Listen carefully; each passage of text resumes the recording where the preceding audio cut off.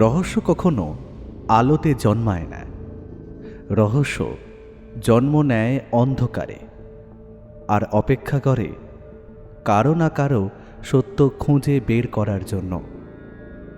অন্ধকারে ঢাকা শহর, নীরব সাক্ষী দেয়াল, আর এমন কিছু প্রশ্ন যার উত্তর খুঁজে বের করে আনতে পারে একজনই, সত্যান্বেষী ব্যোমকেশ বক্সী।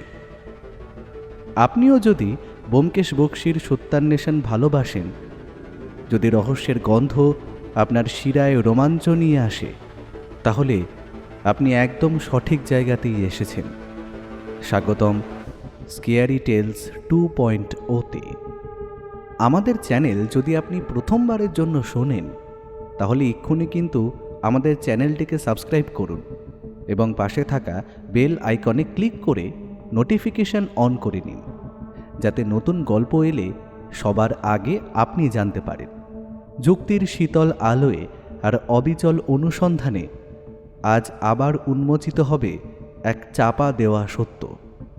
শুনুন মন দিয়ে, কারণ এ শুধু গল্প নয়, এ ব্যোমকেশের এক সত্যান্বেষণ।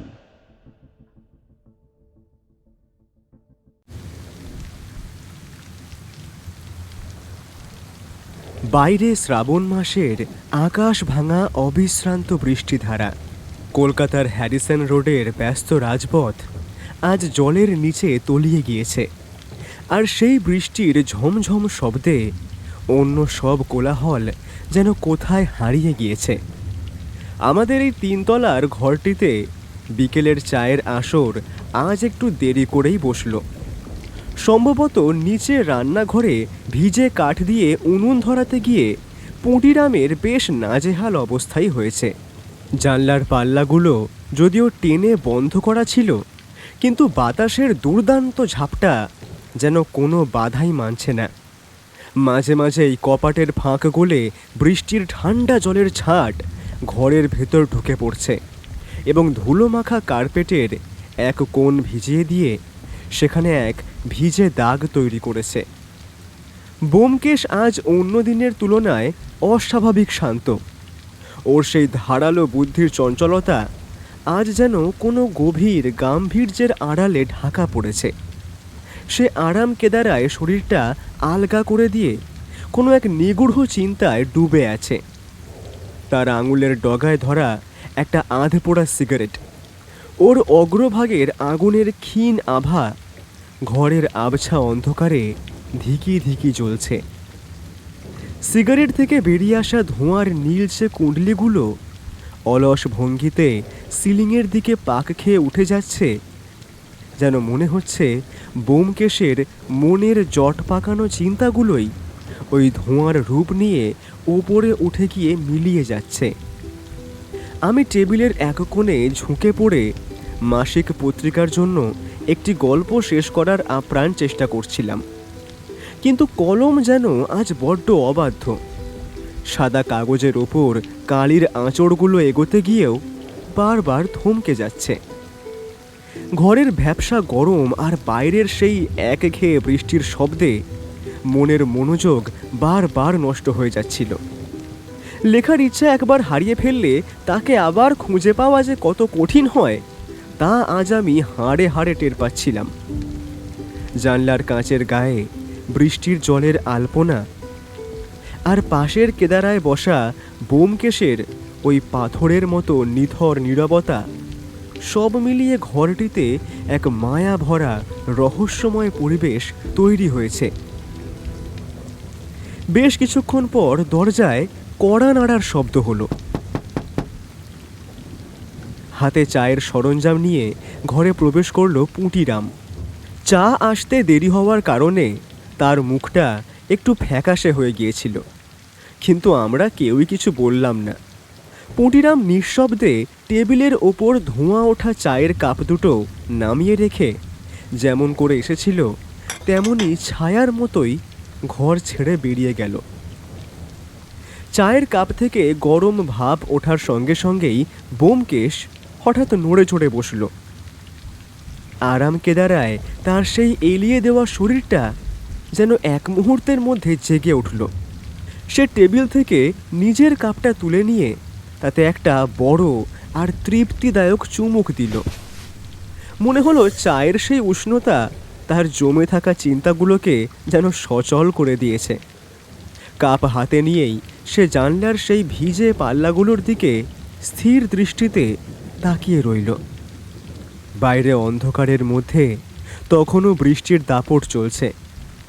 হঠাৎ এক অদ্ভুত শান্ত কিন্তু গম্ভীর গলায় ও প্রশ্ন করল, অজিত, বৃষ্টির এই একঘেয়ে শব্দে কি পৃথিবীর সব সত্য ঢাকা পড়ে যায়, নাকি এই জলের ধারা সব নোংরা ধুয়ে মুছে আসল সত্যটাকে পরিষ্কার করে বাইরে বের করে আনে? আমি কলম থামিয়ে অবাক হয়ে ওর দিকে তাকালাম। ব্যোমকেশের চোখে তখন এক অদ্ভুত শূন্যতা। তার কথাটার মানে বুঝতে আমার কিছুটা সময় লাগলো। বুঝলাম সে কেবল বাইরের প্রাকৃতিক দৃশ্য দেখছে না, বরং তার মনের ভেতর কোনো এক জটিল রহস্যের জাল কাটানোর চেষ্টা করছে। ওর এই সাধারণ প্রশ্নের আড়ালে যে কোনো বড় রহস্যের ইঙ্গিত লুকিয়ে আছে তা বুঝতে আমার আর বাকি রইল না। গত 3টে দিন ধরে বাড়িতে এক অদ্ভুত নিঃশব্দতা বিরাজ করছে। ব্যোমকেশ আর বৌঠানের মধ্যে কথাবার্তা এক প্রকার বন্ধ বললেই চলে। অথচ আশ্চর্যের বিষয় হলো, ওদের মধ্যে দৃশ্যত কোনো বড়সড় ঝগড়া বা চেঁচামেচি হয়নি। বৌঠান ওর রোজকার অভ্যাস মতো নিয়মিত রান্না করছে, ঘরদোর গুছিয়ে পরিপাটি করে রাখছে এবং সংসারের খুঁটিনাটি সমস্ত দায়িত্বই পালন করছে। কিন্তু সেই কাজের মধ্যে কোথাও যেন প্রাণ নেই। তার সেই চেনা হাসি বা চোখে মুখের চিরকালের সেই প্রসন্নতা আজ একেবারে উধাও। এক গম্ভীর বিষণ্ণতা ওকে আষ্টে পৃষ্ঠে জড়িয়ে ধরেছে যেন। এমনকি আজ দুপুরে খাবারের টেবিলে ব্যোমকেশের পরম প্রিয় মুড়িঘণ্ট রান্না হয়েছিল, কিন্তু ব্যোমকেশের পাতে তা যেন বিস্বাদ ঠেকল। বৌঠানের হাতের রান্না কখনোই খারাপ হয় না, বরং রান্নায় তার যশ বিদিত। কিন্তু আজ সেই পদে না ছিল লবণের ঠিক, না ছিল সেই পরিচিত স্বাদ। ব্যোমকেশ এক মুঠো মুখে তুলেই বুঝতে পারল, রান্নায় আজ মনের ছোঁয়া নেই, আছে কেবল কর্তব্যের দায়। বৌঠান সামনে দাঁড়িয়ে পরিবেশন করছিল ঠিকই, কিন্তু ওর দৃষ্টি ছিল উদাস। দুজনের মাঝখানে যেন এক অদৃশ্য কাঁচের দেওয়াল দাঁড়িয়ে গিয়েছে, যা দেখা যায় না কিন্তু অনুভব করা যায় প্রতি মুহূর্তে। ঘরের এই গুমোট আবহাওয়া বাইরের শ্রাবণের মেঘের চেয়েও যেন অনেক বেশি ভারী হয়ে উঠেছে। এই নিস্তব্ধতার মূলে রয়েছে ব্যোমকেশের এক অটল এবং অদ্ভুত জেদ। ঘটনার সূত্রপাত হয়েছিল বৌঠানের দূর সম্পর্কের এক ভাই বিনায়ককে কেন্দ্র করে। বিনায়ক থাকতেন সুদূর ঢাকায়। মাসখানেক আগে সেখানে এক জটিল চুরির মামলায় হঠাৎই বিনায়কের নাম জড়িয়ে পড়ে। পুলিশ তাকে গ্রেফতার করে থানায় নিয়ে যায় এবং বিচার বিভাগীয় হেফাজতে থাকাকালীন সে কোনোভাবেই জেল থেকে বের হতে পারছিল না। উপায়ন্তর না দেখে লোকচক্ষুর আড়ালে থানা থেকেই সে বৌঠানের কাছে একটি গোপন চিঠি পাঠিয়েছিল। মলিন সেই চিঠিতে বিনায়ক লিখেছিল, আমি এক চরম বিপদে পড়েছি। একটি চুরির মিথ্যে মামলায় আমাকে খুব বাজেভাবে ফাঁসানো হয়েছে। আমি এখন জেলের অন্ধকারে দিন গুনছি। তুই জামাইবাবুকে একটু বল না, তিনি একবার দাঁড়ালে আমাকে নির্দোষ প্রমাণ করে এই বিপদ থেকে ছাড়িয়ে নিয়ে যেতে পারবেন। এতে তোর অভাগা ভাই বিনায়ক। চিঠি পাওয়ার পর থেকেই বৌঠান ব্যাকুল হয়ে উঠেছিল। ও চেয়েছিল ব্যোমকেশ যেন অন্তত একবার ঢাকা গিয়ে মামলাটি নিজের হাতে নেয় এবং তার ভাইকে নির্দোষ প্রমাণ করে ফিরিয়ে আনে। কিন্তু ব্যোমকেশ দমবার পাত্র নয়। সে কলকাতায় বসেই প্রাথমিক কিছু তদন্ত এবং চিঠিপত্র মারফত খোঁজ খবর নিয়ে গম্ভীর মুখে জানিয়ে দিল যে বিনায়ক সম্পূর্ণ নির্দোষ নয়। চুরিতে তার সরাসরি হাত না থাকলেও সে জেনে বুঝে অপরাধীকে সাহায্য করেছে এবং তথ্য গোপন করেছে। ব্যোমকেশ সাফ জানিয়ে দিল, ব্যক্তিগত সম্পর্কের টানে সে ঢাকা গিয়ে সত্যকে আড়াল করতে পারবে না। আইনের চোখে যে অপরাধী তাকে নির্দোষ সাজানো একজন সত্যান্বেষীর পক্ষে অসম্ভব। আইনের মর্যাদা এবং সত্যের আদর্শ বজায় রাখতে ব্যোমকেশ বিন্দুমাত্র নমনীয় হতে রাজি হল না। ফলস্বরূপ কোনো তদবির ছাড়াই আদালতে বিনায়কের বিচার হলো এবং তার জেল হয়ে গেল। এই সত্যের উপাসনা আর জেদের কাছেই যেন আজ ব্যোমকেশ আর বৌঠানের দীর্ঘদিনের মধুর সম্পর্কটা থমকে দাঁড়িয়েছে। বৌঠান ব্যোমকেশের এই কঠোর সত্যের উপাসনাকে কোনোভাবেই মেনে নিতে পারছিল না। তার সহজ সরল মনের যুক্তি ছিল অত্যন্ত স্পষ্ট, যেখানে নিজের পরিবারের সম্মান আর স্নেহের সম্পর্ক জড়িয়ে আছে, সেখানে কি সত্যের চেয়ে একটু মায়া বা মমতা বড় হতে পারত না? আইনের চেয়ে কি রক্তের টান বড় নয়? মনের ভেতরে এই দহন নিয়েই সে গত কয়েকটা দিন পাথরের মতো হয়ে আছে। পুঁটিরাম চায়ের কাপগুলো নিয়ে নিঃশব্দে ঘর থেকে বেরিয়ে যাওয়ার কিছুক্ষণ পরেই বৌঠান ধীর পায়ে ঘরে ঢুকল। ওর হাতে একটি শুকনো সাদা তোয়ালে। ব্যোমকেশের দিকে একবারও না তাকিয়ে ও সোজা জানলার কাছে গিয়ে দাঁড়ালো। জানলার পাল্লা চুঁইয়ে যে বৃষ্টির জল ঘরের ভেতরে ঢুকে কার্পেটের এক কোণ ভিজিয়ে দিয়েছিল, সে গম্ভীর মুখে নিচু হয়ে সেই ভেজা অংশটুকু মুছতে শুরু করলো। ওর চলাফেরায় এক ধরনের যান্ত্রিকতা, মুখে কোনো কথা নেই। ব্যোমকেশ ওর আধপোড়া সিগারেটে শেষ একটা টান দিয়ে অ্যাশট্রেতে ওটা নিভিয়ে দিল। তারপর বৌঠানের থমথমে মুখের দিকে একবার তাকিয়ে বেশ শান্ত গলায় বলল, সঞ্জু, জানালাটা এবার পুরোপুরি বন্ধ করে দাও, ছাট আসছে, জলটা আবার ভেতরে ঢুকবে। ঘরের স্তব্ধতার মধ্যে ব্যোমকেশের এই সাধারণ অনুরোধটুকুও যেন কেমন ভারী শোনালো। বৌঠান জানালার খিলটা টেনে দিল ঠিকই, কিন্তু তার উত্তাল মনের মেঘ যেন কাটল না। ব্যোমকেশের কথার পিঠে বৌঠান কোনো উত্তর দিল না। ও নিথর হাতে জানালার কবাট দুটো টেনে খিল তুলে দিল। খটখট শব্দে জানলার পাল্লা দুটো বন্ধ হওয়ার সঙ্গে সঙ্গেই বাইরের বৃষ্টির ঝাপসা পৃথিবীটা আড়ালে চলে গেল। জানালার ওপার থেকে আসা আলোর রেশটুকুও যেন নিভে গেল মুহূর্তেই। চার দেওয়ালের এই পরিচিত ঘরটা যেন হঠাৎ করেই আরও ছোট হয়ে গেল। এক অসহ্য গুমোট গাম্ভীর্য আমাদের তিনজনকে আষ্টে পৃষ্ঠে জড়িয়ে ধরল যেন। আমি এই থমথমে পরিবেশে চরম অস্বস্তিতে পড়ে গেলাম। সামনে পড়ে থাকা মাসিক পত্রিকার কাগজটার ওপর কলম দিয়ে অযথাই হিজিবিজি কাটতে লাগলাম, যেন ওই কালির রেখায় লুকিয়েই আমি নিজেকে আড়াল করতে চাইছি। ব্যোমকেশ আবার একটি সিগারেট ধরালো। দেশলাইয়ের কাঠির সেই ছোট্ট আলোয় তার মুখটা একবার উজ্জ্বল হয়ে আবার ঢেকে গেল ছায়ায়। এক মুখ ধোঁয়া ছেড়ে সে অত্যন্ত শান্ত কিন্তু ব্যথিত স্বরে বলল, এই, তুমি কি আজও আমায় ক্ষমা করতে পারলে না? দেখো, আমি তো জেনে বুঝে কোনো অন্যায়ের পক্ষে দাঁড়াতে পারি না। আজ বিনায়ক অপরাধ করেছে বলে আমি তার বিপক্ষে, কিন্তু ভেবে দেখো, কাল যদি আমার পরম বন্ধু অজিতও কোনো অপরাধ করত, তবে কি আমি জেনে শুনে তার অন্যায়ের ঢাল হয়ে দাঁড়াতাম? মোটেই না, তাই না? তুমি কি সত্যিই তাই চাও? তুমি কি চাও তোমার স্বামী সত্যের পথ ছেড়ে মিথ্যের আশ্রয় নিক? অন্যায়কে প্রশ্রয় দেওয়া কি আমার সাজে? আমি নিজের আদর্শের কাছে দায়বদ্ধ। এই ভুলের জন্য কি আমায় ক্ষমা করা যায় না? ব্যোমকেশের গলার স্বরে এক অদ্ভুত আরতি ছিল। সে যেন কেবল বৌঠানকেই নয়, নিজেকেও বারবার এই কঠিন সত্যের মুখোমুখি দাঁড় করিয়ে দিচ্ছিল।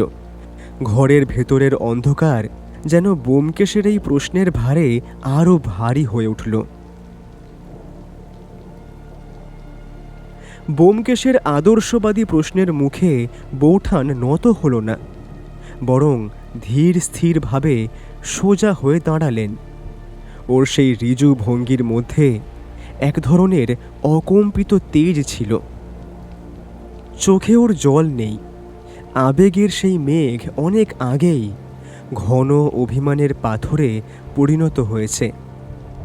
জানালার খিল দেওয়া ঘরটির বদ্ধ বাতাসে তার কণ্ঠস্বর অত্যন্ত নিচু অথচ তীক্ষ্ণ শোনালো। বৌঠান ধীর গলায় বললে, এখানে ক্ষমার প্রশ্ন উঠছে কেন? তুমি তো কোনো অপরাধ করনি, বরং তুমি তো তোমার ওই কঠোর আদর্শকেই রক্ষা করেছো। সত্যান্বেষী হিসেবে তো তুমি আজ বিরাট সফল, তোমার সত্যের জয় হয়েছে। কিন্তু মানুষের সম্পর্কের খাতিরে একজন স্বামী বা পরিবারের অভিভাবক হিসেবে তুমি যে কতটা পাষাণ আর নিষ্ঠুর হতে পারো সেটা এবার আমি হাড়ে মাসে টের পেলাম। বৌঠানের গলার স্বরে এক গভীর যন্ত্রণা মিশেছিল। ও কিছুক্ষণ থামল, তারপর আবার বলতে লাগলো, বাইরের পৃথিবীটা তোমার কাছে একটা সাদা কালোর হিসেব হতে পারে, সেখানে অপরাধী মানেই কেবল সাজা পাওয়ার যোগ্য। কিন্তু ঘরের মানুষের কাছে যে সম্পর্কের মায়া আর স্নেহের দাবিটুকু থাকে, তোমার ওই সত্যের তরাজু দিয়ে কি আর তা ওজন করা যায় গো? তুমি হয়তো তোমার নীতির লড়াইয়ে জিতে গেছো, কিন্তু এই জিতের আড়ালে আমাদের এই ছোট্ট ঘরটার বিশ্বাস আর নির্ভরতা যে কতটা ভেঙে চুরমার হয়ে গেল তা বোধহয় তোমার ওই শানিত বুদ্ধি দিয়েও আজ বুঝতে পারছো না। বৌঠানের এই শান্ত কিন্তু মরণান্তিক অভিমান যেন ব্যোমকেশের সমস্ত যুক্তিকে এক নিমেষে ভোঁতা করে দিল। ঘরের গুমোট ভাবটা যেন এবার আরও তীব্র হয়ে উঠল। ব্যোমকেশের আদর্শবাদী মন বৌঠানের এই নিষ্ঠুরতা শব্দটা মেনে নিতে পারল না। ও চেয়ারে সামান্য সোজা হয়ে বসে বাধা দেওয়ার ভঙ্গিতে বলল, নিষ্ঠুরতা নয়, ওটা ছিল বিচার। অপরাধ যেখানে প্রমাণিত সেখানে ব্যক্তিগত মায়ার কোনো স্থান থাকা উচিত নয়। বিচার? বৌঠান এক তীব্র অথচ বিষাদ মাখা হাসি হাসলেন। সেই হাসিতে কোনো আনন্দ ছিল না, ছিল কেবল বুক ফাটা উপহাস। তিনি ব্যোমকেশের চোখের দিকে স্থির দৃষ্টিতে তাকিয়ে বলতে লাগলেন, যে ছেলেটা তার বৃদ্ধা আর অসুস্থ মায়ের চিকিৎসার খরচ জোগাড় করতে না পেরে দিশেহারা হয়ে ভুল পথে পা বাড়িয়েছিল, তাকে তো একটা সংশোধনের সুযোগ দিতে পারতে গো। দেওয়া যেত না? তুমি তো পারতে তাকে আড়াল করে সঠিক পথে ফিরিয়ে আনতে, কিন্তু তা না করে তুমি তাকে পুলিশের হাতে তুলে দিলে। আর সেটা করলে কেবল তোমার এই সত্যের দম্ভ আর সত্যান্বেষীর অহংকার বজায় রাখতে। বিনায়কের মা আজ পক্ষাঘাতগ্রস্ত অবস্থায় বিছানায় পড়ে কাঁদছে, তার সেই কান্নার শব্দ তোমার আদর্শের কানে পৌঁছয়? তার একটাও খবর নিয়েছো তুমি? বৌঠানের এই আর্তনাদ মেশানো অভিযোগে ঘরের পরিবেশ গুমোট হয়ে উঠল। আমি আর নিজেকে সংবরণ করতে পারলাম না। হাতের কলমটা টেবিলের উপর নামিয়ে রেখে বেশ বিনীত সুরেই বললাম, বৌঠান, ব্যোমকেশ তো আইনের ঊর্ধ্বে নয়। ব্যোমকেশ কেবল নিজের কর্তব্যটাই পালন করেছে। আমার এই মধ্যস্থতা বোধহয় বৌঠানের ক্ষোভকে আরও বাড়িয়ে দিল। ও আমার দিকে এমনভাবে তাকালো যেন আমি এক মস্ত বড় অবিবেচকের মতো কথা বলেছি। ঘরের ভেতরে বৃষ্টির ঝাপসা আলো আর তামাকের ধোঁয়ার মাঝে এক দীর্ঘশ্বাস জমাট বেঁধে রইল। বৌঠান ধীরে ধীরে আমার দিকে মুখ ফেরালো। ওর সেই শান্ত কিন্তু তীক্ষ্ণ দৃষ্টির সামনে আমি মুহূর্তেই সংকুচিত হয়ে গেলাম। ও অত্যন্ত ধীর স্বরে বলতে শুরু করলো, ঠাকুরপো, শেষ পর্যন্ত তুমিও ব্যোমকেশের মতোই ভাবতে শুরু করলে। তোমরা পুরুষ মানুষগুলো না আসলে বড় বেশি হিসেবি। তোমরা কেবল জগতের যাবতীয় সত্যকে সাদা আর কালো এই দুটো স্পষ্ট রঙে ভাগ করে দেখাতে চাও।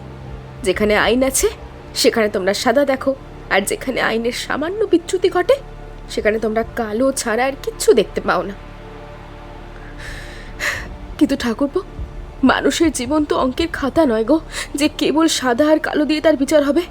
মানুষের জীবন আসলে একটা ধূসর এলাকা, সেখানে সহস্র রঙের খেলা চলে।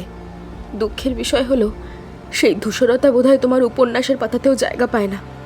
মানুষের নিরুপায় অবস্থা, তার বাধ্য হওয়া, তার পেছনের চোখের জল, এগুলো কি কেবলই মিথ্যে ঠাকুরপো? মনে রেখো ঠাকুরপো, মায়া আর সত্যের মধ্যে যখন ভীষণ লড়াই বাঁধে, তখন সেই রূঢ় সত্যকে আঁকড়ে না ধরে মায়াকে জয়ী করাই হলো আসল মনুষ্যত্ব। সত্য মানুষকে বিচার করে ঠিকই, কিন্তু মায়া মানুষকে বাঁচিয়ে রাখে। বৌঠানের এই কথাগুলো যেন ঘরের গুমোট বাতাসের বুক চিরে এক অন্য জীবন দর্শনের পথ দেখিয়ে দিল। আমি কোনো উত্তর খুঁজে পেলাম না।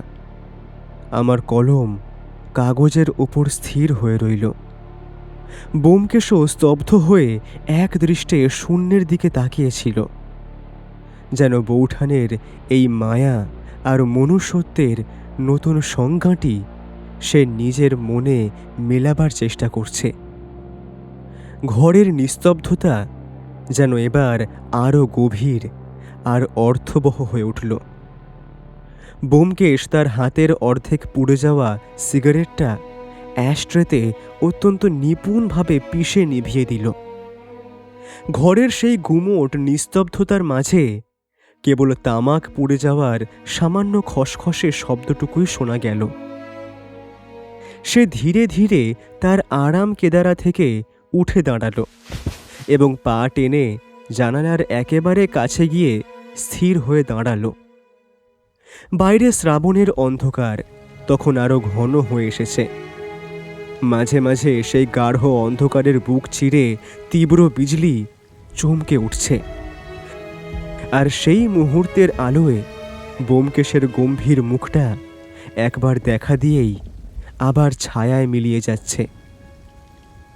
সে বাইরে তাকিয়ে অত্যন্ত নিচু কিন্তু দৃঢ় স্বরে বলল, তুমি আমায় ভুল বুঝছো। মায়া যদি সত্যকে পুরোপুরি ঢেকে দেয়, তবে সেই মায়া অমৃত নয়, বরং বিষের মতো কাজ করে। বিনায়ক যে পথে পা বাড়িয়েছিল, সেখানে আবেগ দিয়ে তাকে প্রশ্রয় দেওয়া মানেই তার ধ্বংস ডেকে আনা। যদি আমি তাকে মিথ্যে বলে বাঁচিয়ে আনতাম, তবে কাল সে আরো বড় কোনো অপরাধ করতে দুবার ভাবতো না। তখন হয়তো তাকে বাঁচানোর কোনো পথই খোলা থাকতো না। ব্যোমকেশ খানিক থামল। জানালার কাঁচের ওপর অবিরাম ধারায় বৃষ্টির শব্দ আছড়ে পড়ছে। সে আবার বলতে লাগলো, আমি তাকে পুলিশের হাতে দিয়ে আসলে নিষ্ঠুরতা করিনি, বরং তাকে একটা বড় কোনো সর্বনাশ থেকে রক্ষা করেছি। আইনের শাসন আর নিজের কৃতকর্মের সাজা যদি সে এখন পায়, তবেই হয়তো ভবিষ্যতে সে মানুষ হওয়ার সুযোগটা পাবে। মায়ার চেয়ে সত্য অনেক সময় কঠিন মনে হয় ঠিকই, কিন্তু সেই কঠোরতাই আসলে মানুষকে সঠিক পথ দেখায়। তুমি একটু শান্ত হয়ে এটা বুঝতে চেষ্টা করো। ব্যোমকেশের এই যুক্তিনির্ভর গাম্ভীর্যের সামনে ঘরের পরিবেশ যেন আরও থমথমে হয়ে উঠল।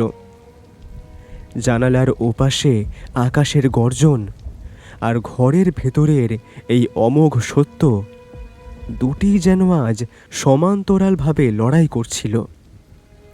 যুক্তি, তোমার সব কিছুতে ওই কাট্টাখোট্টা যুক্তি। বৌঠানের কণ্ঠস্বরে এবার বাঁধ ভাঙা কান্নার সুর মিশল। তিনি আর নিজেকে ধরে রাখতে পারলেন না। তীব্র যন্ত্রণায় ফেটে পড়ে বললেন, যুক্তি দিয়ে তুমি হয়তো বাড়ির জগৎটা জয় করবে ব্যোমকেশ, কিন্তু আমাদের এই ছোট্ট সংসারটায় যুক্তির চেয়ে ভালোবাসার টান যে অনেক বেশি জরুরি ছিল। তুমি সেটা বুঝলে না। আমার নিজের ভাইটা জেলের অন্ধকারে পড়ছে, আর আমি এই বাড়িতে সুখে বসে তোমার সেবা করছি। এটা ভাবতেও আমার অসহ্য লাগছে। নিজের কাছে নিজেকেই বড় অপরাধী লাগছে আমার। বৌঠান আর এক মুহূর্তও সেখানে দাঁড়ালো না। দ্রুত পায়ে ঘর ছেড়ে বেরিয়ে গেল। ওর চলে যাওয়ার শব্দে ঘরের স্তব্ধতা যেন আগের চেয়েও 1000 গুণ বেশি ভারী হয়ে উঠল। ব্যোমকেশ জানালার পাশে পাথরের মূর্তির মতো স্থির হয়ে দাঁড়িয়ে রইল।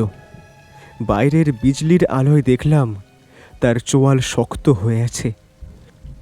আমি ধীরে ধীরে এগিয়ে গিয়ে ব্যোমকেশের পিঠে হাত রাখলাম। সান্ত্বনার সুরে বললাম, একটু সময় দাও ব্যোমকেশ। ব্যোমকেশ একটা ম্লান হাসি হাসল।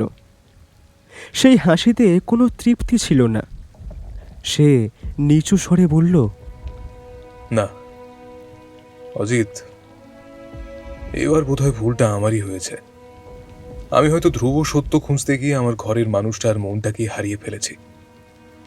আমি কেবল এটাই দেখেছিলাম যে বিনায়ক অপরাধী, কিন্তু এটা দেখতে ভুলে গিয়েছিলাম যে তোমার বৌঠানের কাছে বিনায়ক কোনো অপরাধী নয়, সে ছিল তার এক অসহায় ভাই। রাত গভীর হলো। শ্রাবণের বৃষ্টির বেগ কমার কোনো লক্ষণ নেই, বরং হ্যারিসন রোডের মোড়ে ততক্ষণে থই থই জল জমে গিয়েছে। পুঁটিরাম যথাসময়ে খাবার দিয়ে গিয়েছিল, কিন্তু ডাইনিং টেবিলের কাছে আমরা কেউ ঘেঁষলাম না। ব্যোমকেশ নিজের লাইব্রেরি ঘরে গিয়ে একা অন্ধকারে বসে রইল। আমি বারান্দায় দাঁড়িয়ে বাইরের অন্ধকার আর বৃষ্টির ঝাপটা দেখছিলাম। হঠাৎ দেখলাম বৌঠান পা টিপে টিপে ব্যোমকেশের ঘরের দিকে এগিয়ে যাচ্ছে। ওর হাতে এক গ্লাস গরম দুধ আর কিছু ওষুধ। আমি কৌতূহলবশত আড়াল থেকে লক্ষ্য করলাম। বৌঠান ঘরের আলো না জ্বেলেই সেই অন্ধকারের মাঝে ব্যোমকেশের পাশে গিয়ে দাঁড়ালো। ব্যোমকেশ অন্ধকারের মধ্যেই বৌঠানের হাতটা শক্ত করে চেপে ধরল। ওদের মুখ দেখা যাচ্ছিল না ঠিকই, কিন্তু একটা চাপা ফিসফাস আমার কানে এলো। এই নাও, খেয়ে নাও, শরীরটা তো এমনিও ভালো নয় তোমার।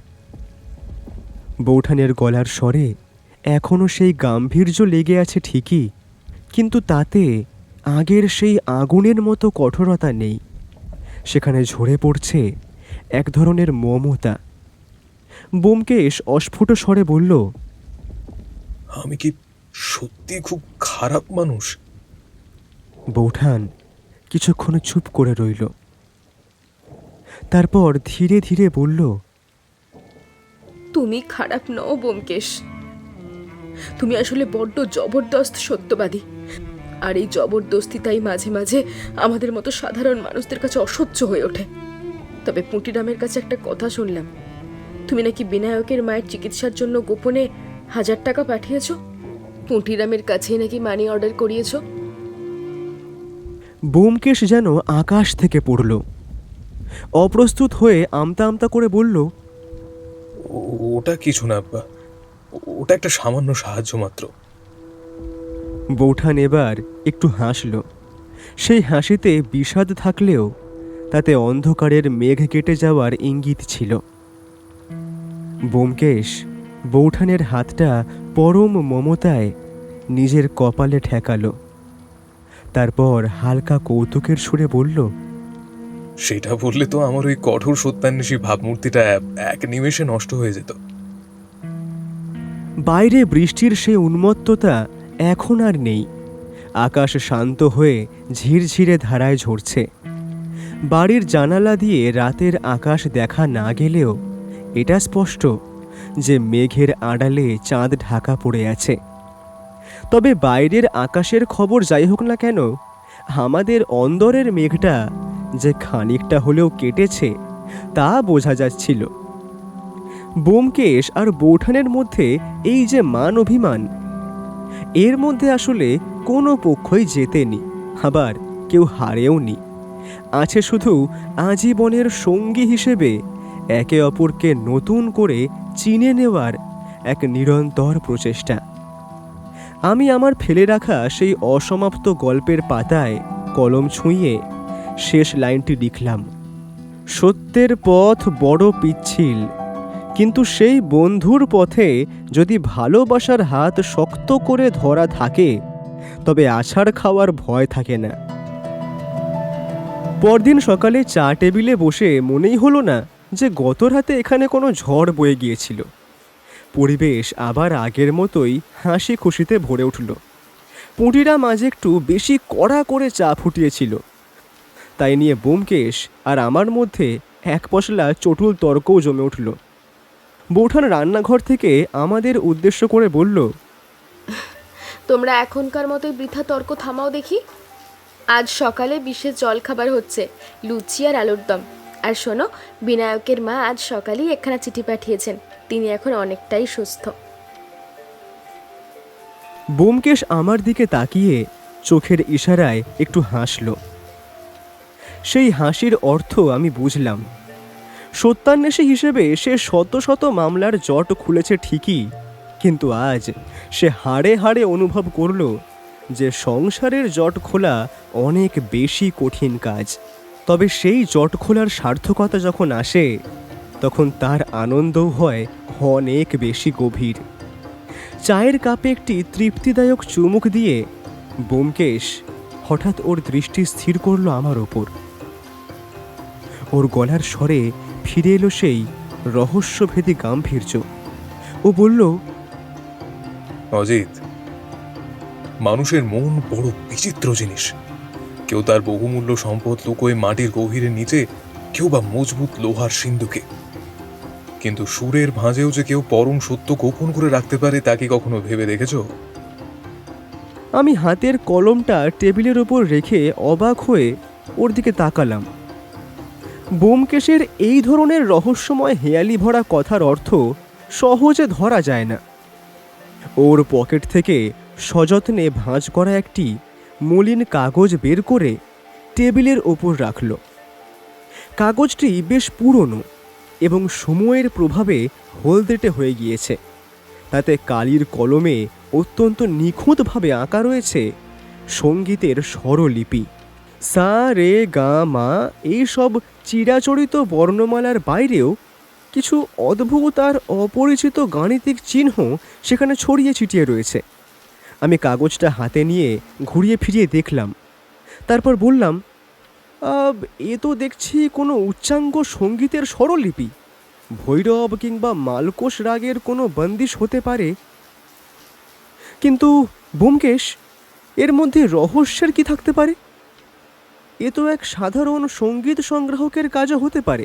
ব্যোমকেশ আমার দিকে তাকিয়ে এক রহস্যময় ভঙ্গি করল, যা দেখে মনে হলো এই সাধারণ স্বরলিপির আড়ালে কোনো এক ভয়ঙ্কর সত্য আত্মগোপন করে আছে। ব্যোমকেশ চায়ের কাপটি নামিয়ে রেখে অত্যন্ত গম্ভীর গলায় বলল, আছে অজিত, এর মধ্যে এক গভীর রহস্য লুকিয়ে আছে। এই জীর্ণ কাগজটা আজ সকালেই এক ভদ্রলোক দিয়ে গিয়েছেন। তিনি হলেন অবিনাশবাবু। পেশায় তিনি একজন দক্ষ বেহালাবাদক। তারই ছোট ভাই সুবিনয়বাবু গত মাসে হঠাৎ হৃদরোগে আক্রান্ত হয়ে মারা গিয়েছেন। সুবিনয়বাবু মানুষটি ছিলেন ভারী অদ্ভুত।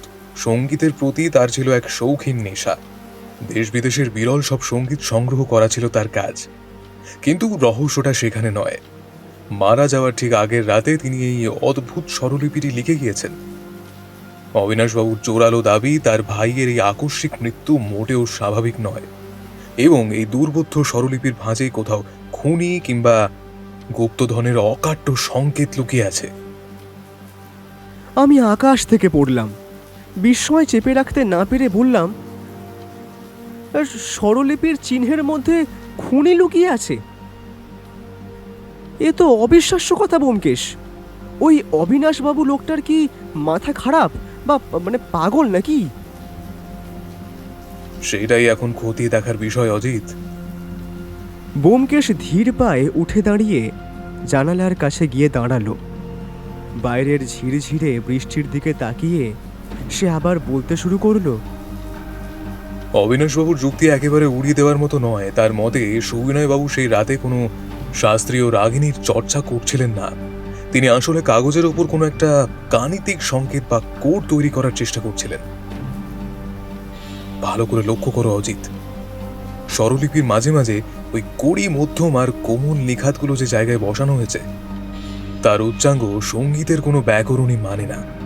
কোনো সঙ্গীতজ্ঞের কানে এই সুর বাজলে তা বড়ই কর্কশ আর বেসুরও শোনায়। অর্থাৎ এর উদ্দেশ্য গান নয়, অন্য কিছু। ঠিক সেই মুহূর্তেই আমাদের বাইরের কাঠের সিঁড়িতে ভারী বুটের ধূপধাপ শব্দ শোনা গেল। সিঁড়ি ভেঙে কেউ যেন অত্যন্ত দ্রুত উপরের দিকে উঠে আসছে। দরজায় দুবার সবলে কড়া নাড়ার পর ঘরে প্রবেশ করলেন এক দীর্ঘকায় প্রৌঢ় ভদ্রলোক। তাঁর নাকে মুখে একটা চাপা উত্তেজনা। চোখের মোটা ফ্রেমের চশমাটা কিঞ্চিত বাঁকা হয়ে আছে। পরনে সাধারণ সাদা ধুতি আর পাঞ্জাবি থাকলেও বাইরের বৃষ্টির তোড়ে তার চাদরের এক পাশ সপ করে ভিজছে। ব্যোমকেশ বিন্দুমাত্র বিচলিত না হয়ে এগিয়ে গিয়ে তাকে স্বাগত জানালো। আসুন অবিনাশবাবু, আপনার জন্য এতক্ষণ অপেক্ষা করছিলাম, বসুন। অবিনাশবাবু ঘরে ঢুকেই অত্যন্ত ক্লান্ত এবং বিধ্বস্ত অবস্থায় একটি কাঠের চেয়ারে ধপাস করে বসে পড়লেন। তার কপালে বিন্দু বিন্দু ঘাম জমেছে, আর মুখমণ্ডলে এক চরম উদ্বেগের ছায়া। তিনি কয়েক মুহূর্ত সময় নিলেন নিজের শ্বাস গুছিয়ে নিতে। তারপর বেশ আতঙ্কিত স্বরে বলতে শুরু করলেন, ব্যোমকেশবাবু, বিপদে কতটা ঘনীভূত হচ্ছে তা আমি কল্পনাও করতে পারিনি। আর সাত সকালেই আমার বাড়িতে এক দুঃসাহসিক চুরির চেষ্টা হয়েছে। আশ্চর্যের বিষয় হলো, চোর অন্য কোনো দামি জিনিস বা টাকা পয়সায় হাত ছোঁয়ায়নি। শুধু সুবিনয় তার শেষ জীবনে যে পুরনো হারমোনিয়ামটা ব্যবহার করত, তার রিডগুলো কোনো নিষ্ঠুর আক্রোশে ভেঙে একেবারে তছনছ করে দিয়ে পালিয়েছে। ব্যোমকেশের শান্ত চোখের মণি দুটো হঠাৎ এক অদ্ভুত উত্তেজনায় উজ্জ্বল হয়ে উঠল। সে সামনের দিকে সামান্য ঝুঁকে পড়ে অত্যন্ত তীক্ষ্ণ স্বরে প্রশ্ন করল, হারমোনিয়ামের রিড ভেঙেছে? তা সবকটি রিডই কি তারা নষ্ট করে দিয়ে গিয়েছে?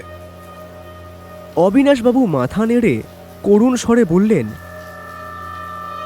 না ব্যোমকেশবাবু, সবকটি নয়, মাত্র কয়েকটা নির্দিষ্ট রিড বেছে বেছে ভেঙে ফেলা হয়েছে। আমি সঙ্গীতের মানুষ হয়েও কিছুতেই মাথায় ঢোকাতে পারছি না যে কেন হারমোনিয়ামের ওপর এমন অহেতুক আক্রোশ দেখানো হলো। ব্যোমকেশ আর এক মুহূর্ত দেরি করল না। সে টেবিলের ড্রয়ার থেকে তার সেই পুরনো আতস কাঁচটি বের করে আনলো এবং হলদেটে স্বরলিপিটার ওপর ঝুঁকে পড়ল। ঘরের ভেতরে তখন এক পিনপতন নিস্তব্ধতা বিরাজ করছে। কেবল জানালার বাইরে অবিশ্রান্ত বৃষ্টির ঝমঝম শব্দ আর দেওয়ালে টাঙানো ঘড়ির টিকটিক আওয়াজ সেই নীরবতাকে আরও গম্ভীর করে তুলছে। মিনিট দুয়েক পর ব্যোমকেশ সোজা হয়ে দাঁড়ালো। তার মুখে তখন এক রহস্যময় তৃপ্তির হাসি। সে আমার দিকে তাকিয়ে সংক্ষেপে বলল, অজিত, কলম রাখো, আমাদের একবার সুবিনয় বাবুর বাড়িতে স্বচক্ষে সব দেখতে যেতে হবে। অবিনাশবাবু, আপনি তৈরি তো? আমরা এখনই রওনা দেব কিন্তু। বাইরের দুর্যোগের কথা ভেবে আমি একটু কুণ্ঠিত হয়েই বললাম, এই প্রবল বৃষ্টির মধ্যে এখন বেরোবে? যা অবস্থা রাস্তাঘাটের! ব্যোমকেশ তার গায়ের চাদরটা ভালোভাবে জড়িয়ে নিতে নিতে অত্যন্ত শান্ত কিন্তু দৃঢ় গলায় বলল, সত্য অন্বেষণের পথে আবহাওয়া কোনোদিন বাধা হতে পারে না অজিত। বরং মনে রেখো, বৃষ্টির রাত অপরাধীদের বড্ড প্রিয়। এই অন্ধকারে তারা নিজেদের বেশি নিরাপদ আর আত্মবিশ্বাসী মনে করে, আর ঠিক সেই সুযোগটাই আমাদের নিতে হবে। আমরা একটি ট্যাক্সি ভাড়া করে দুর্যোগের মধ্যেই বেরিয়ে পড়লাম। সুবিনয় বাবুর বাড়িটি বালিগঞ্জের দিকে, এক নির্জন আর ঘিঞ্জি গলির একদম শেষ প্রান্তে। পুরনো আমলের দোতলা বাড়ি, যার চারপাশে অজস্র গাছপালা ডালপালা মেলে যেন বাড়িটিকে আষ্টে পৃষ্ঠে জড়িয়ে ধরেছে। শ্রাবণের বৃষ্টির ঝাপটায় আর ঘুটঘুটে অন্ধকারে বাড়িটিকে এক নজরে বেশ ভুতুড়ে বলে ভ্রম হচ্ছিল। বাড়ির ভেতরে প্রবেশ করতেই এক ধরনের স্যাঁতস্যাঁতে সোঁদা গন্ধ আর নির্জনতার নিস্তব্ধতা আমাদের অভ্যর্থনা জানালো। আমরা সরাসরি উপরের তলায় সুবিনয় বাবুর পড়ার ঘরে গিয়ে ঢুকলাম। ঘরটি বইয়ের তাকে আর নানা ধরনের বাদ্যযন্ত্রে ঠাসা। এক কোণে অবিন্যস্তভাবে পড়ে আছে সেই হতভাগ্য হারমোনিয়ামটি। ব্যোমকেশ কোনো কথা না বলে সরাসরি হারমোনিয়ামটির কাছে গিয়ে হাঁটু গেড়ে বসল এবং পকেট থেকে আতস কাঁচ বের করে খুব সূক্ষ্মভাবে পরীক্ষা করতে লাগল। সে লক্ষ্য করল চোর অত্যন্ত নিষ্ঠুরভাবে কেবল পা এবং নি স্বরের রিডগুলোই উপড়ে ফেলেছে। ব্যোমকেশ আপন মনেই গুনগুন করে বলে উঠল, পানি অর্থাৎ পঞ্চম আর নিখাত, অদ্ভুত ব্যাপার তো। ঠিক সেই মুহূর্তে ঘরের কোণে রাখা একটি ভারী আলমারির আড়াল থেকে একটি শব্দ হলো, যেন কোনো ভারী বস্তু মেঝের ওপর পড়ে গেল। ব্যোমকেশ মুহূর্তের মধ্যে সজাগ হয়ে পকেট থেকে শক্তিশালী টর্চটা বের করে সেদিকে আলো ফেলল। আমরা সভয় দেখলাম পাশের একটি জানালার পাল্লা খোলা, আর তার পর্দাটা ঝোড়ো হাওয়ায় উন্মাদের মতো উড়ছে। আমি কাল বিলম্ব না করে জানলার কাছে দৌড়ে গিয়ে তাকালাম নিচে, কিন্তু ঘুটঘুটে অন্ধকারে বৃষ্টির পর্দার ওপারে কিছুই দেখা গেল না। শুধু নিচের বাগানের নরম কাদার উপর কারো দ্রুত চলে যাওয়ার পায়ের ছাপ স্পষ্ট বোঝা যাচ্ছিল। ব্যোমকেশ ধীর স্বরে বলল, কেউ একজন এতক্ষণ আড়াল থেকে আমাদের উপর নজর রাখছিল অজিত। সে হয়তো ভেবেছিল ওই আসল স্বরলিপিটা এইখানেই কোথাও লুকিয়ে রাখা আছে। অনিমেষবাবু আতঙ্কে কাঁপতে কাঁপতে বললেন, তাহলে কি আমার ভাইয়ের প্রাণটা এই সামান্য এক টুকরো কাগজের জন্যই গেল? দেখুন, এখনই নিশ্চিত করে কিছু বলা যাচ্ছে না, তবে এই স্বরলিপি কেবল কোনো রাগিনীর সুর নয়, এটি একটি জটিল গাণিতিক ধাঁধা। আচ্ছা অবিনাশবাবু, আপনার ভাই কি গণিত শাস্ত্রের প্রতি বিশেষ অনুরাগী ছিলেন? অবিনাশবাবু ক্ষণিক ভেবে দীর্ঘশ্বাস ফেলে বললেন, হ্যাঁ, সুবিনয় তো কলেজে গণিতই পড়াতো, কিন্তু শেষ দিকে গানের নেশায় সে শিক্ষকতা ছেড়ে দিয়েছিল। ব্যোমকেশের মুখে এক চিলতে জয়ের হাসি ফুটে উঠল। সে বলল, সেইটাই আসল চাবিকাঠি। গণিত আর সঙ্গীত যখন হাত মেলায় তখন তৈরি হয় এক নিরেট অভেদ্য দেয়াল, আর সেই দেয়ালের ওপারেই লুকিয়ে আছে প্রকৃত রহস্যের সমাধান। ও স্বরলিপিটির ওপর আঙুল রেখে বলল, এখানে দেখো অজিত, প্রত্যেকটি তালের শেষে একটি করে বিন্দু বসানো আছে। শাস্ত্রীয় সঙ্গীতের তালের শেষে এমন বিন্দুর ব্যবহার ব্যাকরণ বিরুদ্ধ। আসলে এই বিন্দুগুলো কোনো বিশেষ সংখ্যার সংকেত বহন করছে, আর সেই সংখ্যাগুলোই আমাদের নিয়ে যাবে খুনির আসল পরিচয়ের কাছে। রাত তখন প্রায় 10টা। বৃষ্টির তেজ এখন অনেকটাই স্তিমিত হয়ে এসেছে। ব্যোমকেশ জানালার কাছে দাঁড়িয়ে বাইরের সেই অন্ধকার রহস্যময় বাগানের দিকে চেয়ে রইল। তারপর হঠাৎ আমার দিকে ফিরে তীক্ষ্ণ গলায় বলল, অজিত, স্বরলিপির জাল বোনা হয়ে গিয়েছে। এখন আমাদের কাজ হলো মাকড়সাটাকে তার গর্ত থেকে খুঁজে বের করা। কাল সকালেই আমাদের আবার এখানে হাজির হতে হবে। আর হ্যাঁ অবিনাশবাবু, আজ রাতে আপনি আর এই ঘরে শোবেন না। এই ঘরটি যেমন আছে ঠিক তেমনই পড়ে থাক।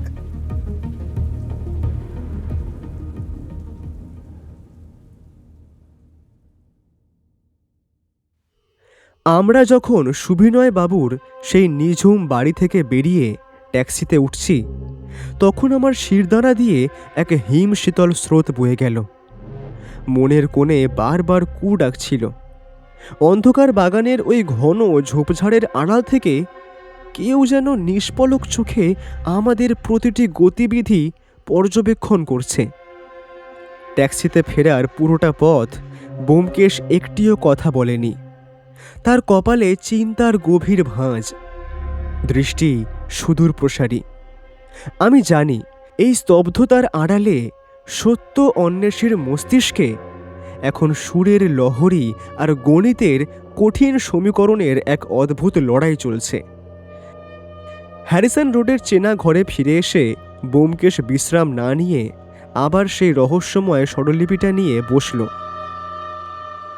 টেবিলের বাতিটা জ্বালিয়ে সে বিড়বিড় করে বলতে লাগলো, সা রে গা মা 1 2 3 4। না, এইভাবে অঙ্কটা মিলছে না। স্বরের কম্পাঙ্ক কি কোনো বিশেষ ভূমিকা রাখছে, নাকি এর পিছনে লুকিয়ে আছে কোনো কোনো প্রাচীন সাংকেতিক লিপি? তার একাগ্রতা দেখে মনে হচ্ছিল সে যেন ওই কাগজের টুকরোটির ভেতর দিয়ে কোনো অদৃশ্য জগতের রাস্তা খুঁজছে।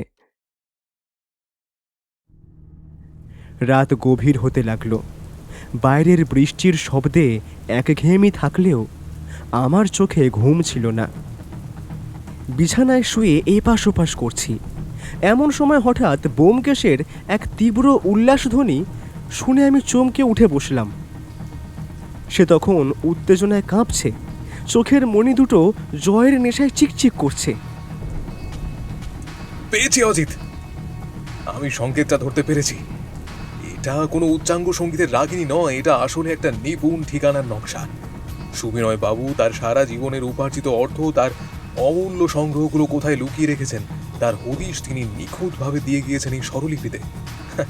হতভাগ্য চোর বা খুনি তার স্থূল বুদ্ধি দিয়ে সেটা বুঝতে পারেনি, তাই সে আক্রোশে কেবল হারমোনিয়ামের রিডগুলো তছনছ করে ফিরে গিয়েছে। আমি চোখ কচলাতে কচলাতে অবাক হয়ে বললাম, কিন্তু সুরের ভেতর থেকে এমন ভৌগোলিক মানচিত্র তুমি কেমন করে বের করলে? ব্যোমকেশ খাতা আর কলম নিয়ে ঝড়ের গতিতে কিছু জ্যামিতিক নকশা আঁকতে আঁকতে বোঝালো। দেখো দেখো, এখানে সঙ্গীতের 7টি স্বর আসলে 7টি দিকের নির্দেশক। কড়ি আর কোমল স্বরগুলো এখানে ব্যবহৃত হয়েছে দূরত্বের মাপকাঠি হিসেবে। তার তালের শেষে যে বিন্দুগুলোর কথা বলেছিলাম সেগুলো আসলে মেঝের নিচ দিয়ে যাওয়া সিঁড়ির ধাপের সংখ্যা। সুবিনয়বাবু গণিতের অধ্যাপক ছিলেন, তিনি জানতেন তার বিপদ আসন্ন, তাই নিজের অমূল্য সম্পদ তিনি এমন এক গাণিতিক দুর্গের আড়ালে রেখে গিয়েছেন যার চাবিকাঠি কেবল একজন বুদ্ধিমান মানুষই খুঁজে পাবে। কিন্তু কে সেই খুনি? অবিনাশবাবুর বাড়িতে যে ঢুকেছিল সেই কি তবে সুবিনয়বাবুর প্রাণ নিয়েছে? ব্যোমকেশ জানালার বাইরের গাঢ় অন্ধকারের দিকে চেয়ে অত্যন্ত শান্ত গলায় বলল, খুনি আমাদের খুবই পরিচিত কেউ অজিত। কোনো এক লোভী ছায়ামূর্তি যে এখনই বৃষ্টির রাতে আমাদের প্রতিটি পদক্ষেপের কথা ভেবে প্রহর গুনছে। কাল সকালেই স্বরলিপির এই জালের শেষ সুতোটা আমরা টেনে ছিঁড়ে ফেলব। ঘরের আলোটা নিভিয়ে দিয়ে ব্যোমকেশ আবার জানালার সেই চিরচেনা অন্ধকারে ফিরে গেল। বাইরে ঝিরঝিরে বৃষ্টি তখনও অবিরাম ধারায় ঝরছে। হ্যারিসন রোডের জনশূন্য রাস্তায় কদাচিৎ দু একটি ঘোড়ার গাড়ির খটখট শব্দ শোনা যাচ্ছে। রহস্যের প্রথম পর্দাটা উন্মোচিত হয়েছে ঠিকই, কিন্তু অন্ধকারের গভীরে লুকিয়ে থাকা সেই আসল ঘাতকটি যে কে তা জানার জন্য আমাদের অপেক্ষা করতে হবে আগামী সকালের সূর্যোদয় পর্যন্ত।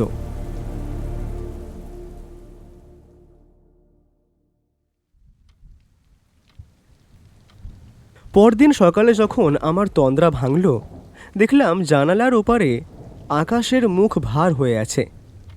বৃষ্টির সেই উন্মত্ত তোড় এখন অনেকটা কমলেও বাতাসে এক ধরনের স্যাঁতস্যাঁতে ভিজে ভাব লেপ্টে আছে।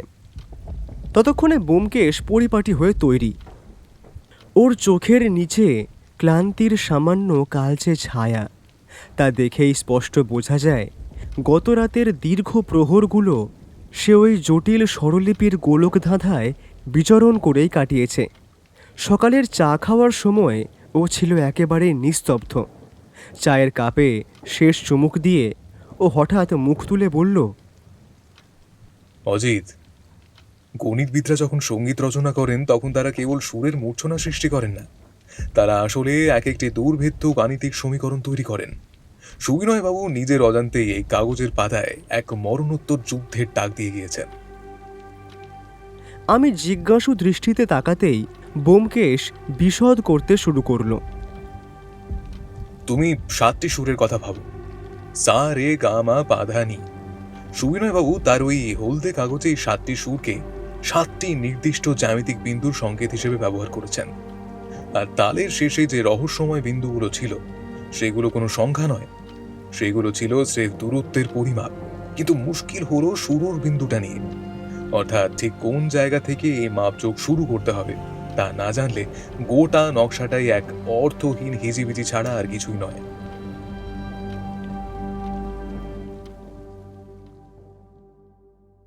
সকাল 10টা নাগাদ আমরা আবার বালিগঞ্জের সেই রহস্য ঘেরা প্রাচীন বাড়িতে গিয়ে পৌঁছালাম। অবিনাশবাবু আমাদের জন্যই উদ্গ্রীব হয়ে অপেক্ষা করছিলেন। তার চোখে মুখে অনিদ্রা আর আতঙ্কের চিহ্ন তখন আরও স্পষ্ট। ব্যোমকেশের নির্দেশেই এই তদন্তে পুলিশকে ডাকা হয়নি। সে চেয়েছিল আগে অপরাধীর মনস্তত্ত্ব আর চালচলনটা নিবিড়ভাবে পর্যবেক্ষণ করতে। আমরা সুবিনয়বাবুর সেই নিঝুম পড়ার ঘরে গিয়ে বসলাম। ব্যোমকেশ আবার নতুন করে ঘরটি পরীক্ষা করতে লাগলো। দেওয়ালের প্রতিটি তাকে থরে থরে সাজানো রাশি রাশি বই, যার অধিকাংশই উচ্চতর গণিত এবং সঙ্গীত তত্ত্বের ওপর লেখা। ঘরের এক কোণে একটি ছোট মেহগনি কাঠের টেবিলের ওপর ধুলো মাখা এক প্রাচীন গ্রামাফোন সগৌরবে দাঁড়িয়ে আছে। ব্যোমকেশ হঠাৎ স্থির হয়ে জিজ্ঞেস করল, অবিনাশবাবু, আপনার ভাইয়ের কি এমন কোনো বিশেষ প্রিয় রাগ ছিল যা তিনি প্রায় গুনগুন করতেন বা রেকর্ডে বাজাতেন? অবিনাশবাবু স্মৃতির পাতা হাতড়ে বললেন, সুবিনয় মালকোষ আর ভৈরব রাগিনী খুব পছন্দ করত। তবে মৃত্যুর ঠিক কয়েকদিন আগে থেকে লক্ষ্য করছিলাম সে একটা পুরনো রেকর্ড বারবার বাজাচ্ছে, কিন্তু রেকর্ডটা যে সে কিসের ছিল তা আমি সঠিকভাবে জানি না। ব্যোমকেশ তৎক্ষণাৎ গ্রামাফোনের পাশের রেকর্ডের তাকগুলো হাতড়াতে শুরু করল। সেখানে অযত্নে পড়ে থাকা অজস্র রেকর্ডের মাঝে একটি নির্দিষ্ট জায়গা বেশ পরিষ্কার আর ধুলোহীন, অর্থাৎ অতি সম্প্রতি এখান থেকে কোনো রেকর্ড সরানো হয়েছে।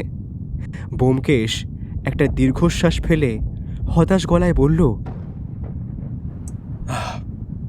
শিকারী আমাদের চেয়ে এক কদম এগিয়ে আছে অজিত। সে হয়তো ইতিমধ্যে আসল রেকর্ডটা সরিয়ে ফেলেছে। ঠিক সেই মুহূর্তেই বাইরের বাগান থেকে একটা কর্কশ শব্দ আমাদের কানে এলো, যেন কেউ শুকনো পাতার উপর দিয়ে খুব দ্রুত আর সন্তর্পণে হেঁটে যাচ্ছে। ব্যোমকেশ ক্ষিপ্র গতিতে জানলার কাছে গিয়ে দাঁড়ালো। নিচের বাগানের এক কোণে দেখা গেল একজন মালি নিচু হয়ে কাজ করছে, কিন্তু সেই মালির চালচলন আর হাবভাব কেমন যেন অস্বাভাবিক। সে মাটির দিকে নিবদ্ধ থাকার চেয়ে চারপাশটা বেশ সতর্কভাবে পর্যবেক্ষণ করছে। ব্যোমকেশ নিচু স্বরে আমাকে নির্দেশ দিল, অজিত, তুমি আর অবিনাশবাবু এখানে বসে গল্প করো, আমি একবার বাগানটা নিচ থেকে ঘুরে আসছি। তবে সাবধান, কেউ যেন টেরও না পায় যে আমি বিশেষ কিছু খুঁজছি। ব্যোমকেশ ঘর থেকে বেরিয়ে যাওয়ার পর আমি আর অবিনাশবাবু নানা বিষয়ে আলাপ শুরু করলাম। অবিনাশবাবু তার ছোট ভাইয়ের কথা বলতে গিয়ে বারবার আবেগপ্রবণ হয়ে পড়ছিলেন। কথায় কথায় জানতে পারলাম সুবিনয়বাবুর একজন সহকারী ছিল ননী গোপাল।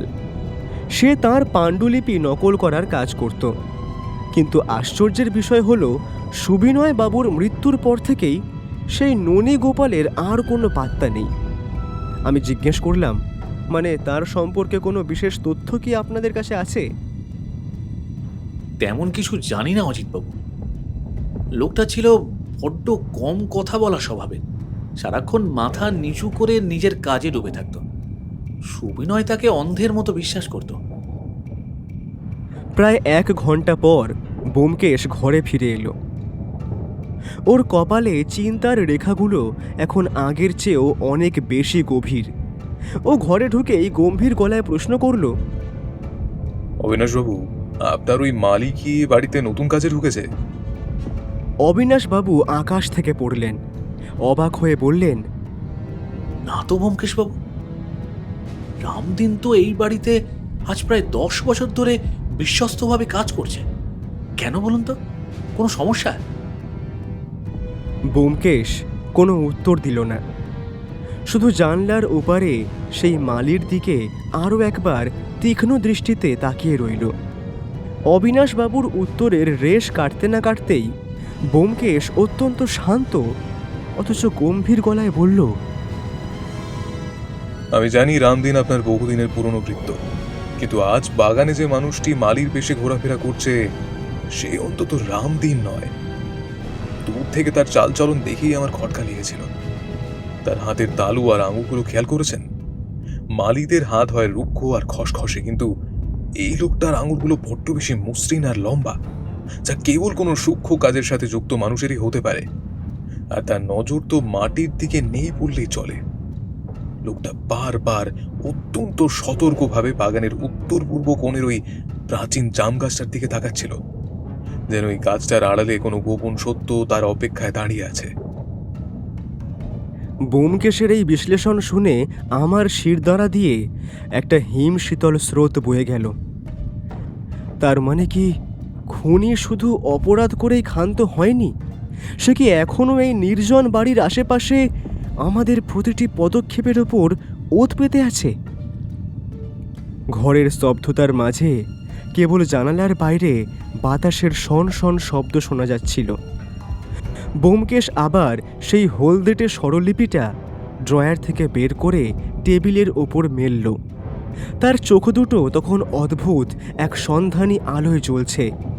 ও আপন মনেই বিড়বিড় করে বলতে লাগলো, পা এবং নি পঞ্চম আর নিঘাত। হিন্দুস্তানি শাস্ত্রীয় সঙ্গীতে এই স্বর দুটোর গুরুত্ব অপরিসীম, কিন্তু এই বিশেষ স্বরলিপিটিতে একটা অদ্ভুত অসঙ্গতি লক্ষ্য করেছে অজিত। এখানে প্রতিটি পা স্বরটার ওপরে একটা তেড়ছা টান দেওয়া আছে। সঙ্গীতের ব্যাকরণে এমন চিহ্নের কোনো অস্তিত্বই নেই। ও থামল। তারপর চশমাটা একবার মুছে নিয়ে আবার বলতে শুরু করলো, এই পা কি কোনো নিছক সুর, নাকি এটি কোনো নির্দিষ্ট দিকের সংকেত? সুবিনয় বাবু কি এর মাধ্যমে পশ্চিম বা পূর্ব এমন কোনো বিশেষ দিকের কথা বলতে চেয়েছেন, নাকি পা দিয়ে তিনি কোনো বিশেষ বস্তুর প্রতি ইঙ্গিত করেছেন, যা এই রহস্যের জট খুলে দেবে? ব্যোমকেশ আবার জানালার দিকে ফিরল। বাগানের সেই রহস্যময় ছদ্মবেশী মালি আর জাম গাছটার রহস্য যেন এবার আরও ঘনীভূত হতে লাগলো। ঘরের গুমোট আবহাওয়া আর ব্যোমকেশের এই সাংকেতিক প্রশ্নগুলো মিলেমিশে এক উত্তেজনাকর পরিস্থিতির সৃষ্টি করল। হঠাৎ ব্যোমকেশের সন্ধানী দৃষ্টি আটকে গেল ঘরের কোণে রাখা একটি বৃহদাকার সেতারের ওপর। ধুলো মাখা ঘরটিতে একটি কাঁচের আলমারির ভেতর সেতারটি এমনভাবে রাখা ছিল যেন কোনো পবিত্র দেব বিগ্রহ। ব্যোমকেশ ধীর পদে এগিয়ে গিয়ে আলমারির কপাট খুলল। সেতারটি হাতে নিয়ে অতি সন্তর্পণে তারগুলোতে আঙুল ছোঁয়ালো। জংধরা তারের এক বিষণ্ণ ঝংকার ঘরটিতে প্রতিধ্বনিত হলো। সেতারের তম্বুরার ওপর রূপোর সূক্ষ্ম কাজ করা একটি বিচিত্র নকশা ছিল। ব্যোমকেশ তার পকেট থেকে আতশ কাঁচটি বের করে সেই নকশার ওপর ঝুঁকতে ঝুঁকতে বলল, অজিত, একবার এদিকে এসো তো। দেখো তো এই কারুকাজটি তোমার চেনা মনে হয় কিনা। আমি বিস্ময়ে বিমূঢ় হয়ে কাছে গিয়ে দাঁড়ালাম।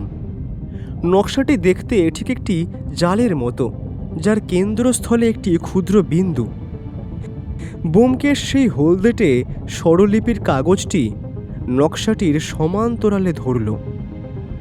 আশ্চর্যের বিষয়, স্বরলিপির মাঝে মাঝে যে গোলমেলে বিন্দুগুলো ছিল সেগুলো ঠিক ওই নকশার খাঁজগুলোর সঙ্গে হুবহু মিলে যাচ্ছে।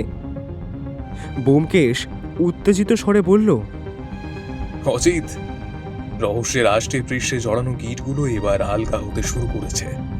এই সেতারটি কেবল কোনো বাদ্যযন্ত্র নয়, এটি একটি অদ্ভুত যান্ত্রিক চাবি। সুবিনয় বাবু বড্ড ধুরন্ধর লোক ছিলেন, বুঝলে। তিনি জানতেন সাধারণ চোর ধন দৌলতের খুঁজে সিন্ধু বা আলমারি তছনছ করবে, কিন্তু একটি বাদ্যযন্ত্রের খোলের ভেতর যে মরণপণ রহস্য লুকিয়ে থাকতে পারে তা তাদের স্থূল বুদ্ধির অগোচরেই থেকে যাবে। সেতারের কাষ্ঠ নির্মিত অবয়বের নিচের দিকে একটি অতি সূক্ষ্ম খাঁজ লুকানো ছিল। ব্যোমকেশ সেখানে চাপ দিতেই এক মৃদু ক্লিক শব্দে একটি ছোট গোপন খোপ বেরিয়ে এলো। কিন্তু আমাদের বুক ভরা আশা নিমেষেই হতাশায় পরিণত হলো। খোপটি একেবারে শূন্য। সেখানে কোনো মোহর নেই, নেই কোনো হিরে জহরত। অবিনাশবাবু মাথায় হাত দিয়ে ধপাস করে চেয়ারে বসে পড়লেন। করুণ সুরে বললেন, তবে কি সব পরিশ্রম বৃথা গেল ব্যোমকেশ বাবু? চোর কি তবে আগেই সব লুট করে নিয়ে গেছে? ব্যোমকেশ হঠাৎ হো হো করে হেসে উঠল। সেই নিস্তব্ধ থমথমে ঘরে তার অট্টহাসি শুনে আমরা দুজনেই হতভম্ব হয়ে তাকালাম। ব্যোমকেশ হাসি থামিয়ে বলল, না অবিনাশবাবু, চোর কিছুই পায়নি, কারণ সুবিনয় বাবু যা লুকিয়ে রেখেছেন তা কোনো স্থাবর বস্তু নয়, তা হলো একটি অমূল্য তথ্য। আর সেই তথ্যটি উদ্ধারের জন্য কেবল এই খোপটি খুললে চলবে না, এর সাথে সুরের গাণিতিক সংযোগ ঘটাতে হবে। ব্যোমকেশ আমাদের ইশারায় নিচে নেমে আসার নির্দেশ দিল। বাগানে তখন বৃষ্টির পর মাটির সেই আদিম সোঁদা গন্ধ মম করছে। সে সোজা গিয়ে দাঁড়ালো সেই বিশাল জাম গাছটার নিচে, যেখানে একটু আগে সেই রহস্যময় মালিটি ঘোরাঘুরি করছিল। ব্যোমকেশ পকেট থেকে একটা রূপোর কম্পাস বের করে সুচারুভাবে দিক নির্ণয় করতে লাগলো। ও যেন মনে মনে কোনো অদৃশ্য ম্যাপ মেলাচ্ছে। ও বলল, অজিত, এই গাছ থেকে যদি আমরা 7 কদম উত্তর দিকে যাই এবং সেখান থেকে পুনরায় 5 কদম পূর্ব দিকে ঘুরি, তবে আমরা ঠিক একটা নির্দিষ্ট বিন্দুর উপর পৌঁছাবো। স্বরলিপির সেই পা এবং নি স্বরগুলো আসলে এই উত্তর পূর্ব কোণ আর দূরত্বেরই গাণিতিক নির্দেশ দিচ্ছিল। আমরা ব্যোমকেশের নির্দেশিত পথে অতি সাবধানে পা ফেলে ফেলে এগোতে লাগলাম। বাগানের সেই অংশটি বুনো ঝোপঝাড় আর লতা পাতায় অন্ধকার হয়ে আছে। সেখানে পৌঁছে ব্যোমকেশ হাঁটু গেড়ে বসল এবং ঝোপগুলো দুহাতে সরিয়ে নিচু হয়ে মাটি পরীক্ষা করতে লাগলো। হঠাৎ তার আঙুলগুলো কোনো এক কঠিন মসৃণ বস্তুর সংস্পর্শে এসে স্থির হয়ে গেল। কাদা আর শুকনো পাতা সরাতেই বেরিয়ে এলো প্রাচীন পাথরের ফলক, যাতে প্রাচীন কোনো বিলুপ্ত লিপিতে কিছু সাংকেতিক অক্ষর খোদাই করা রয়েছে। ফলকটির ঠিক মাঝখানে একটি ছিদ্র, যা দেখে স্পষ্ট বোঝা যায় সেখানে কোনো বিশেষ চাবি বা দণ্ড প্রবেশ করাবার সংস্থান রয়েছে। ঠিক সেই মুহূর্তেই আমাদের পিছন থেকে একটি গম্ভীর ও কর্কশ কণ্ঠস্বর চাবুকের মতো আছড়ে পড়ল। সরে দাঁড়ান ব্যোমকেশ বাবু, অনেক কসরত করেছেন, আর নয়। আমরা চমকে ফিরে তাকালাম। দেখলাম হাতের মুঠোয় একটি কালো রিভলভার স্থির লক্ষ্য করে দাঁড়িয়ে আছেন এক যুবক। তার পরনে ছেঁড়া মালির পোশাক থাকলেও চোখের মণি দুটোয় এক তীব্র আদিম হিংস্রতা জ্বলছে। এই সেই ছদ্মবেশী কানাই, ওরফে আসল অপরাধী। ব্যোমকেশ বিন্দুমাত্র বিচলিত হলো না, এমনকি তার চোখের পাতাও কাঁপল না।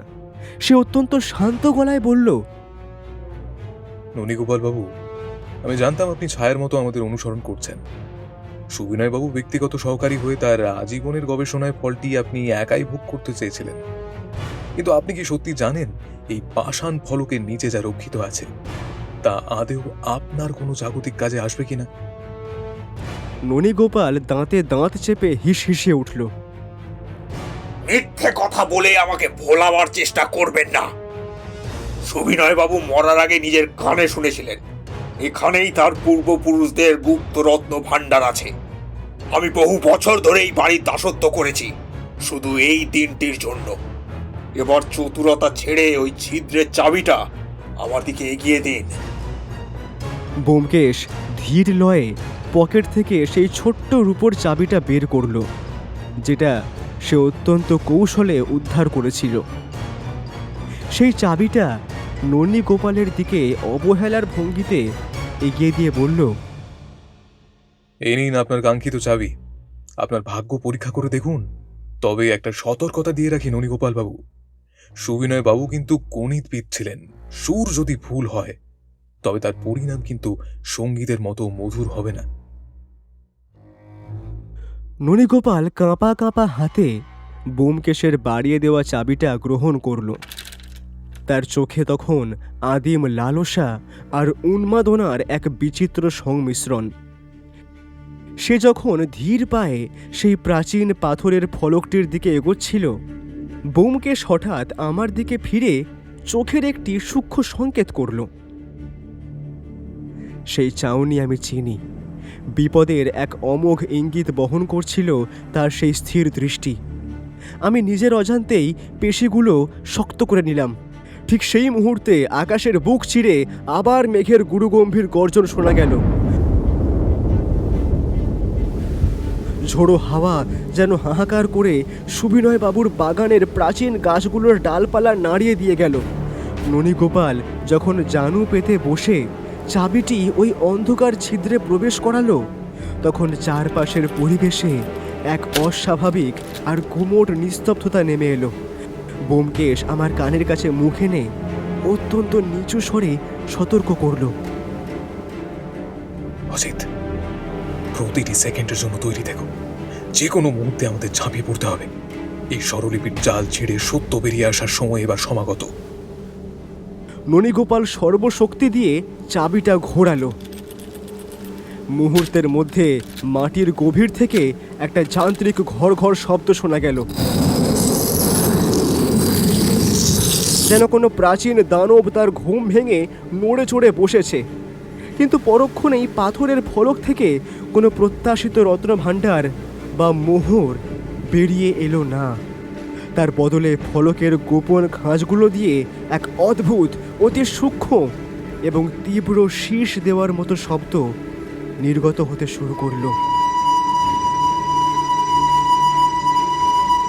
সেই শব্দের তীব্রতা এতই ভয়ানক যে ননীগোপাল যন্ত্রণায় আর্তনাদ করে কানে হাত দিয়ে মাটিতে বসে পড়ল। শব্দের সেই তীব্র কম্পন আমাদের বুকের পাঁজরে হাতুড়ির মতো আঘাত করছিল। মনে হচ্ছিল যেন মাথাটা এক অসহ্য যন্ত্রণায় ফেটে যাবে। ব্যোমকেশ সেই সুযোগটি হারালো না। ননীগোপাল যখন যন্ত্রণায় দিশেহারা, ব্যোমকেশ চিতার মতো ক্ষিপ্রতায় তার উপর ঝাঁপিয়ে পড়ল। ননীগোপালের হাত থেকে রিভলভারটি ছিটকে দূরে কাদার ওপর গিয়ে পড়ল। আমি তৎক্ষণাৎ দৌড়ে গিয়ে ননীগোপালের ওপর চেপে বসলাম এবং তাকে শক্ত করে চাপটে ধরলাম। কিন্তু সেই কান ফাটানো শব্দ থামছিলই না। ব্যোমকেশ ননীগোপালকে ছেড়ে দিয়ে দ্রুত ফলকটির ওপর ঝুঁকে পড়ল। সে তার আঙুলগুলো দিয়ে পাথরের বিশেষ বিশেষ খাঁজে একটি নির্দিষ্ট ছন্দে আর দ্রুততায় চাপ দিতে শুরু করলো। আশ্চর্য, যেন সে মাটির বুকে কোনো অদৃশ্য পিয়ানো বা স্বরলিপি বাজাচ্ছে। ধীরে ধীরে সেই অসহ্য তীক্ষ্ণ শব্দ ম্লান হয়ে এলো এবং একসময় পুরোপুরি মিলিয়ে গিয়ে বাগানটা আবার আগের মতোই নিস্তব্ধ হয়ে গেল। ততক্ষণে ননীগোপাল পুরোপুরি অবসন্ন এবং নিস্তেজ হয়ে মাটিতে লুটিয়ে পড়েছে। অবিনাশবাবু দূরে দাঁড়িয়ে স্তম্ভিত হয়ে এই অদ্ভুত দৃশ্যটি দেখছিলেন। তার মুখে কোনো বাক্য সরছিল না। ব্যোমকেশ উঠে দাঁড়িয়ে লম্বা এক শ্বাস নিয়ে নিজেকে সামলে নিল। তার কপাল বেয়ে ঘাম ঝরছে। সে আমার দিকে তাকিয়ে শান্ত গলায় বলল, সুবিনয় বাবু কেবল একজন গণিতজ্ঞ ছিলেন না অজিত, তিনি ছিলেন এক আধুনিক জিনিয়াস। তিনি শব্দের বিশেষ কম্পাঙ্ককে ব্যবহার করে এমন এক প্রতিরক্ষা ব্যবস্থা তৈরি করেছিলেন যা কেবল সঠিক সুরের ছন্দ আর চাপে শান্ত করা সম্ভব। একেই বলে সনিক লক বা শব্দতালা। ননীগোপাল ভুল চাবি ঘুরিয়ে সে মারণ শব্দকে আমন্ত্রণ জানিয়েছিল। দূর থেকে পুলিশের গাড়ির সাইরেনের শব্দ ক্রমে স্পষ্ট হয়ে শোনা যাচ্ছে। ব্যোমকেশ অত্যন্ত শান্তভাবে একটি সিগারেট ধরালো। দেশলাইয়ের কাঠির আলোয় তার মুখে সেই চিরচেনা জয়ের প্রসন্ন হাসি ফুটে উঠল। তবে আমি জানতাম রহস্যের জবনিকা এখানেই পুরোপুরি পড়ে যায়নি। ওই পাথরের ফলকের অতলে আসলে কি এমন লুকিয়ে আছে যার জন্য সুবিনয়বাবু এত জবরদস্ত গোপনীয়তা বজায় রেখেছিলেন? ননীগোপাল কি কেবল একাই এই ষড়যন্ত্রের মূল মস্তিষ্ক, নাকি নেপথ্যে অন্য কেউ আছে? রাতের তিলোত্তমা আবার নিবিড় অন্ধকারে ডুবল, কিন্তু আমাদের চোখের সামনে এখন এক নতুন দিগন্ত উন্মোচিত হতে চলেছে। ব্যোমকেশ কেবল একটি খুনের রহস্য বা স্বরলিপির জাল ছিন্ন করেনি, সে আসলে পৌঁছে গিয়েছে এক গভীর আর বিস্ময়কর সত্যের দোরগোড়ায়। আমি বিস্ময়ে বিমূঢ় হয়ে পাথরের ফলকের নিচে পাওয়া সেই সমীকরণটির দিকে তাকালাম। আমার কাছে যা কেবল জটিল গাণিতিক হিজিবিজি, ব্যোমকেশের কাছে তা যেন এক জাদুকরী মানচিত্র। আমি অবাক হয়ে বললাম, এ তো দেখছি বীজগণিতের অঙ্ক ব্যোমকেশ। এর সঙ্গে সঙ্গীত বা খুঁড়ের কি সম্পর্ক হতে পারে? ব্যোমকেশ এক অদম্য উত্তেজনায় অধীর হয়ে উঠল। সে পকেট থেকে তার চিরসাথী নোটবুকটি বের করে দ্রুত হাতে সমীকরণটি টুকে নিতে নিতে বলল, অজিত, তুমি সাধারণ বীজগণিত দেখছো ঠিকই, কিন্তু আমি এর ভেতরে সুরের এক পুরো আর অদ্ভুত রসায়ন দেখতে পাচ্ছি। লক্ষ্য করে দেখো, এখানে ব্যবহৃত SRGM আসলে আমাদের সারেগামার প্রতীকী রূপ। আর এই যে দেখছো V-F, ওটা হলো ভেলোসিটি ফ্যাক্টর বা শব্দের গতিবেগ। আর /λ-C হলো ওয়েভলেন্থ বা তরঙ্গ দৈর্ঘ্য। সুবিনয় বাবু নিজের মেধায় এমন এক অনন্য সুর তত্ত্ব আবিষ্কার করেছিলেন যা দিয়ে অতি গোপন কোনো তথ্যকে সুরের তরঙ্গের আবহে লুকিয়ে রাখা সম্ভব।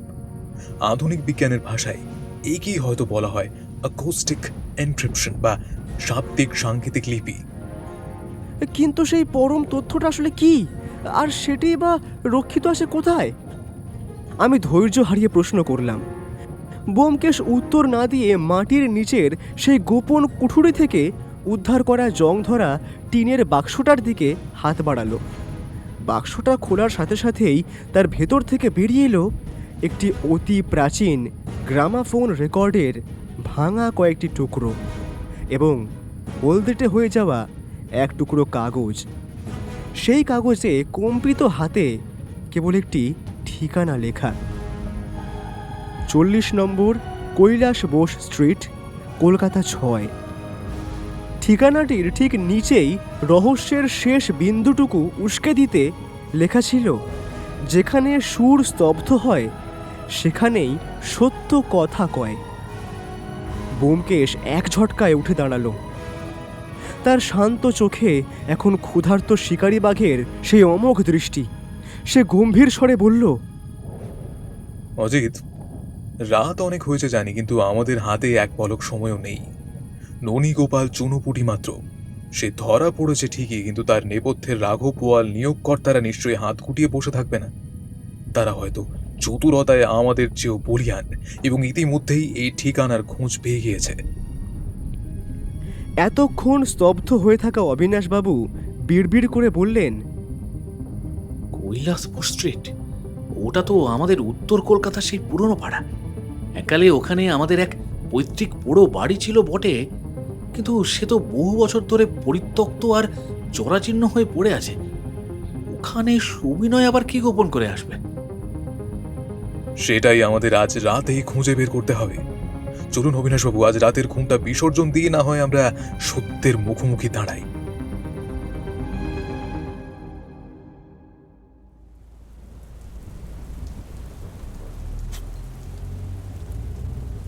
বাইরে তখন ঝরঝর করে বৃষ্টি পড়ছে। কলকাতার রাজপথ জনমানবহীন, যেন এক নিঝুম মৃত্যুপুরী। আমাদের ট্যাক্সি যখন উত্তর কলকাতার সেই আঁকা বাঁকা সরু গলিতে প্রবেশ করল, তখন গির্জার ঘড়িতে রাত 2টোর ডঙ্কা বাজছে। গ্যাসের আলোগুলো মিটমিট করে জ্বলছে, আর রাস্তার জমা জলে সেই আলোর দীর্ঘ ছায়া এক অশরীরী নাচের মতো কাঁপছে। কৈলাস বোস স্ট্রিটের 40 নম্বর বাড়িটি অন্ধকারের গহ্বরে এক প্রাচীন প্রেতপুরীর মতো মাথা উঁচু করে দাঁড়িয়ে আছে। নোনা ধরা দেওয়াল, ভাঙা খড়খড়ি আর সদর দরজার সেই সিংহমুখ কড়াটা মরিচা পড়ে এক বীভৎস রূপ ধারণ করেছে।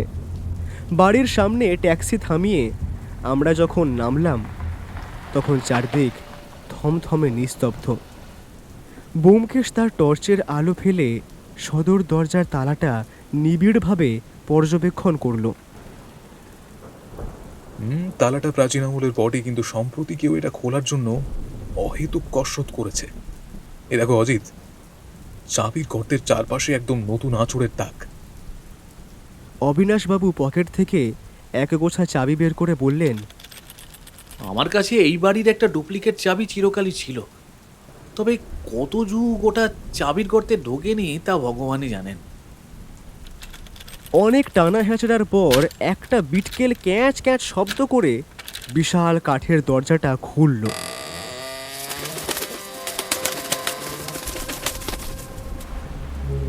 ভেতর থেকে এক দম বন্ধ করা ভ্যাপসা গন্ধ আর অজস্র বাদুড়ের ডানার ঝাপটানি আমাদের এক শীতল অভ্যর্থনা জানালো। বাড়িটা দোতলা, মাঝখানে একটা বিশাল অন্ধকার উঠোন, যেখানে একটি প্রাচীন তুলসী মঞ্চ আগাছার জঙ্গলে পুরোপুরি ঢাকা পড়ে গিয়েছে। ব্যোমকেশ টর্চের আলোয় পথ দেখাতে দেখাতে বলল, সুবিনয়বাবু লিখেছিলেন যেখানে সুর স্তব্ধ হয়, তার মানে আমাদের এমন এক কক্ষ খুঁজে বের করতে হবে যা সম্পূর্ণ শব্দ নিরোধক বা সাউন্ড প্রুফ। আমরা অতি সাবধানে কাঠের সিঁড়ি বেয়ে দোতলায় উঠলাম। জরাজীর্ণ সিঁড়িগুলো আমাদের প্রতি পদক্ষেপের চাপে মচমচ করে এক অদ্ভুত আর্তনাদ করে উঠছিল। দোতলার অন্ধকার বারান্দা দিয়ে যাওয়ার সময় আমার বারবার মনে হচ্ছিল অন্ধকারের কোনো এক চোরা কোণ থেকে একজোড়া তীক্ষ্ণ চোখ বুঝি আমাদের প্রতিটি ভঙ্গি গভীর মনোযোগে পর্যবেক্ষণ করছে। আমি শিহরিত হয়ে তাকালাম পিছনে, কিন্তু জমাট অন্ধকার ছাড়া আর কিছুই নজরে এলো না। মনের ভুল ভেবে নিজেকে প্রবোধ দেওয়ার চেষ্টা করলাম। করিডোরের ঠিক শেষ প্রান্তে একটি ভারী দরজার ওপর ধুলো মাখা নেম প্লেটে আবছা অক্ষরে লেখা ছিল সুরের ঘর। ব্যোমকেশ মৃদু ধাক্কা দিতেই দরজাটা এক দীর্ঘ নিঃশ্বাস ছেড়ে খুলে গেল। ঘরের অন্দরসজ্জা ছিল অদ্ভুত। দেওয়ালগুলো পুরো পাটের চট আর কার্পেট দিয়ে এমনভাবে মোড়া যে বাইরের পৃথিবীর কোনো শব্দই এখানে পৌঁছতে পারবে না। ঘরের ঠিক মাঝখানে একটি প্রাচীন টেবিল, আর তার উপরে রাখা এক অদ্ভুত দর্শন ধাতব যন্ত্র। দেখতে অনেকটা আদিম রেডিওর মতো হলেও তাতে কোনো নব বা টিউনিং ডায়াল নেই। আছে শুধু 7টি ভিন্ন রঙের কাঁচের বোতাম। ব্যোমকেশ যন্ত্রটার সামনে গিয়ে স্থির হয়ে দাঁড়ালো। তার চোখে তখন এক অপার্থিব ঔজ্জ্বল্য। সে ফিসফিস স্বরে বলল, অজিত, এটাই সেই রহস্যময় যন্ত্র, সুবিনয়বাবুর সারা জীবনের গবেষণার চূড়ান্ত ফসল। এই 7টা বোতাম আসলে আমাদের 7টি সুরের প্রতীক, কিন্তু কোন বোতামটি কোন ছন্দে টিপলে সত্যের দুয়ার খুলবে সেটাই এখন আমাদের সবচেয়ে বড় পরীক্ষা। ব্যোমকেশ ডায়েরির সেই জটিল সমীকরণটির ওপর আবার ঝুঁকে পড়ল। বিড়বিড় করে বলতে লাগলো,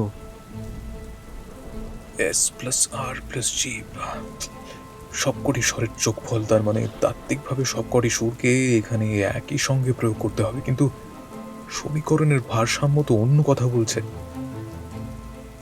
ঠিক সেই মুহূর্তে ঘরের নিস্তব্ধতা চিরে এক যান্ত্রিক কণ্ঠস্বর ভেসে এলো। আমরা সবাই চমকে উঠলাম। হাড় হিম করা সেই শব্দটা ওই বিচিত্র যন্ত্র থেকে নির্গত হচ্ছিল। স্বাগত। সুবিনয় বাবুর সুর রাজ্যে প্রবেশাধিকার কেবল তাদেরই প্রাপ্য যারা ত্যাগের মহিমা জানেন। মনে রাখবেন, ভুল সুরের স্পন্দন লাগলে এই ঘর এবং তার সম্পদ চিরতরে স্তব্ধ হয়ে যাবে। অবিনাশবাবু ভয়ে 2 পা পিছিয়ে গিয়ে অস্ফুট স্বরে বললেন, এই যে সুবিনয়ের গলা, অবিকল ওর কণ্ঠস্বর, ও কি তবে আগে থেকেই সব রেকর্ড করে রেখে গিয়েছিল? ব্যোমকেশ দ্রুত তার মস্তিষ্কের কোষগুলোকে সচল করল। ত্যাগের মহিমা, ত্যাগ ত্যাগ, তবে কি পা বর্জন? না, সেটা তো ছিল হারমোনিয়ামের সংকেত। এখানে হয়তো আরো গভীর কিছু লুকিয়ে আছে। সে দেওয়ালের দিকে তাকিয়ে খানিকক্ষণ ভাবল। তার মনে পড়ল অপর্ণা দেবীর সেই বিষণ্ণ ছবিটির কথা। অপর্ণা, তাদের প্রেম, বিচ্ছেদ এবং অকাল মৃত্যু।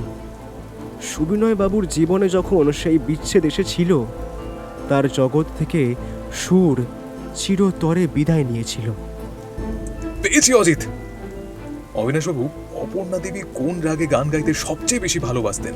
অবিনাশবাবু স্মৃতির গহ্বর থেকে হাতড়ে বললেন, মালকোষ। সে মালকোষের ওস্তাদ ছিল। মালকোষ? ব্যোমকেশ চোখ বন্ধ করে যেন সেই রাগিনীর সুর মনে করার চেষ্টা করল। কর্কশ রাগে ঋষভ, রে এবং পঞ্চম পা পূজিত। অর্থাৎ এই রাগে রে আর পা ব্যবহৃত হয় না। সুবিনয়বাবু ত্যাগের মহিমা বলতে আসলে তার প্রিয়তমা পত্নীর প্রিয় রাগিনীর সেই পূজিত সুর দুটির কথাই বলতে চেয়েছেন। ব্যোমকেশ আর এক মুহূর্ত নষ্ট না করে যন্ত্রটির সামনে ঝুঁকে পড়ল।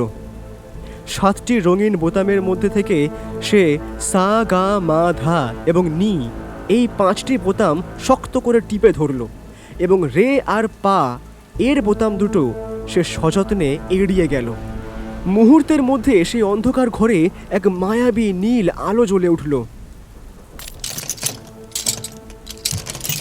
সেই যন্ত্রের ভিতর থেকে এক যান্ত্রিক ঘর ঘর শব্দে একটি গোপন ট্রে বেরিয়ে এলো। তাতে রাখা একটি ছোট কাঁচের শিশি এবং একটি মাইক্রোফিল্মের রোল। ব্যোমকেশ শিশিটি তুলে নিয়ে তীক্ষ্ণ দৃষ্টিতে পরীক্ষা করতে করতে বলল, অজিত, সুবিনয় বাবু এমন এক রাসায়নিক যৌগ আবিষ্কার করেছিলেন যা কোয়ান্টাম ফিজিক্সের জটিল সমস্যার সমাধান দিতে পারে। আর এই মাইক্রোফিল্মে লুকিয়ে আছে সেই অমোঘ ফর্মুলা। ঠিক সেই মাহেন্দ্র ক্ষণেই বাইরের কাঠের সিঁড়িতে ভারী বুটের শব্দ শোনা গেল।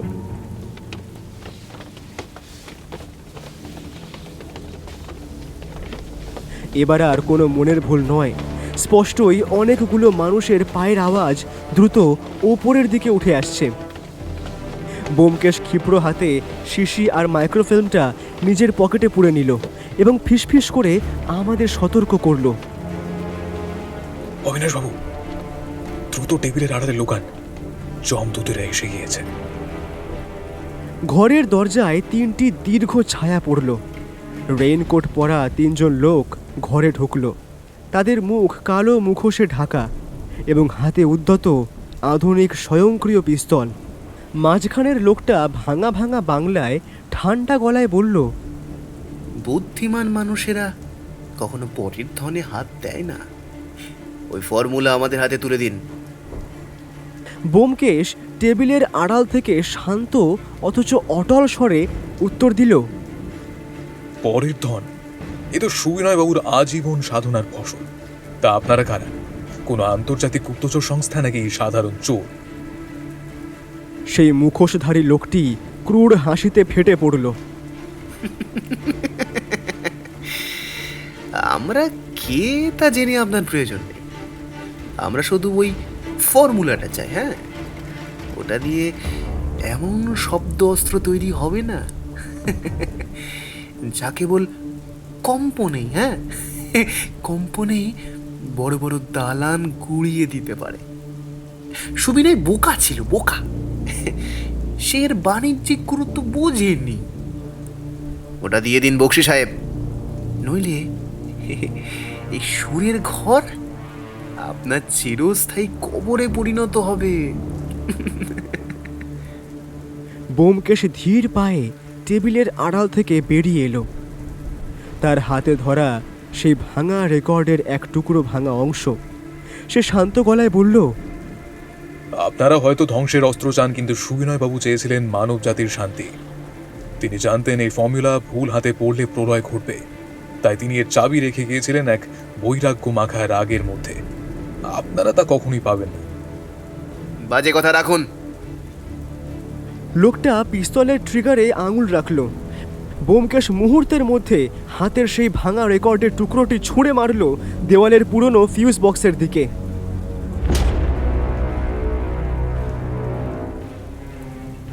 আগুনের ফুলকি ছড়িয়ে পড়ার সঙ্গে সঙ্গে ঘরের আলো দপ করে নিভে গেল। অজিত, পালাও! ব্যোমকেশের তীব্র চিৎকার ঘরটিতে প্রতিধ্বনিত হলো। অন্ধকারের মধ্যে শুরু হলো এক মরণপণ লড়াই। আমি অবিনাশবাবুর হাত ধরে দরজার দিকে ছুটলাম। ব্যোমকেশ অন্ধকারের সুযোগ নিয়ে তাদের উপর ঝাঁপিয়ে পড়ল। পিস্তলের গুলির শব্দ সেই শব্দ নিরোধক ঘরে বহু গুণ বেড়ে আমাদের কানে তালা লাগিয়ে দিচ্ছিল। ব্যোমকেশ জানত এই প্রতিধ্বনি এখন তার সবচেয়ে বড় অস্ত্র। সে দেওয়ালের গায়ে একটি বিশেষ প্যানেলে সজোরে লাথি মারল। সাউন্ড প্রুফিং ব্যবস্থা ভেঙে পড়তেই পিস্তলের গুলির আওয়াজ বিকট হয়ে আততায়ীদের কানে ফিরে এলো। তারা যন্ত্রণায় কুঁকড়ে যেতেই আমরা বারান্দার দিকে দৌড়ে গেলাম। কিন্তু নিচেও শত্রুর লোক মোতায়েন ছিল। আমরা দোতলার বারান্দায় আটকা পড়লাম। সামনে সশস্ত্র শত্রু, পেছনে অন্ধকার মৃত্যু। বোমকেশ হাঁপাচ্ছিল, তার কপালে রক্তের দাগ। সে পকেট থেকে সেই শিশিটি বের করে বারান্দার রেলিংয়ে ধরল। নিচের লোকগুলো তা দেখে চিৎকার করে উঠল। থামুন থামুন, ওটা আমাদের দিয়ে দিন দিন। বোমকেশ এক রহস্যময় হাসি হাসল এবার। তোমরা ভাবছো এই শিশির মধ্যে বিশ্বজয়ের চাবিকাঠি? বেশ, তবে এটাই তোমাদের শেষ ভাবনা হোক। কথাটি শেষ হওয়া মাত্রই সে ওই শিশিটি রেলিং থেকে ছেড়ে দিল। নিচে থাকা লোকটা শিশিটি লুফে নিতে ঝাঁপিয়ে পড়ল, কিন্তু ওই শিশিটি চাতালে আছড়ে পড়ে চূর্ণ বিচূর্ণ হয়ে গেল। ভয়াবহ কোনো বিস্ফোরণের বদলে বাতাসে কেবল গোলাপ জলের মিষ্টি সুবাস ছড়িয়ে পড়ল। আততায়ীরা যখন হতভম্ব, ঠিক তখনই পুলিশের সাইরেন আর বরদাচরণ বাবুর গম্ভীর কণ্ঠস্বর গোটা বাড়ি কাঁপিয়ে দিল। হাতের খেলনা ফেলে দিন মশাই, পুলিশ চারপাশ ঘিরে ফেলেছে। এক নিমেষে পরিস্থিতির আমূল পরিবর্তন ঘটল।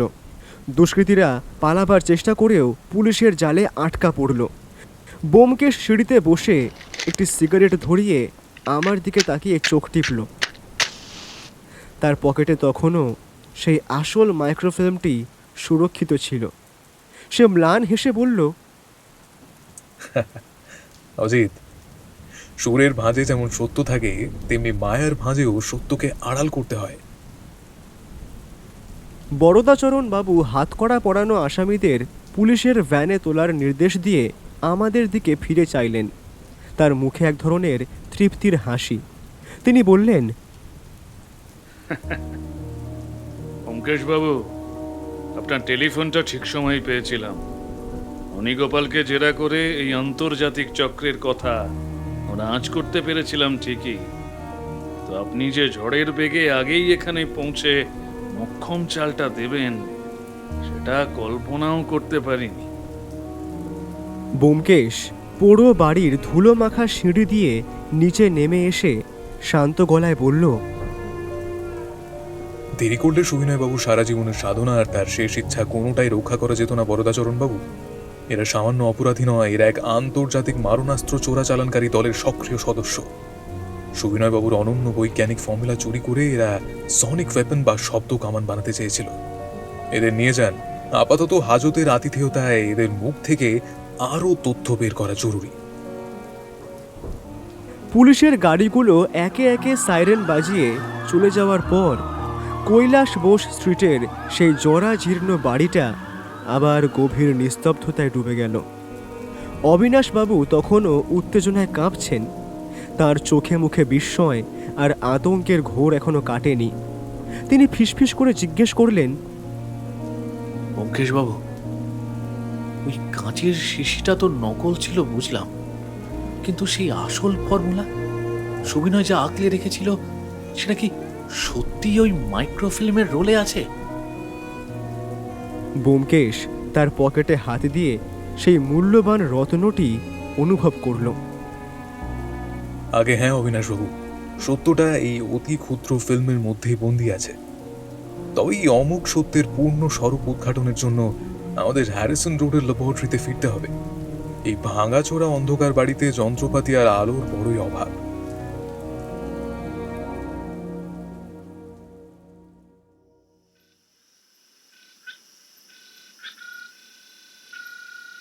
রাত তখন প্রায় 4টে।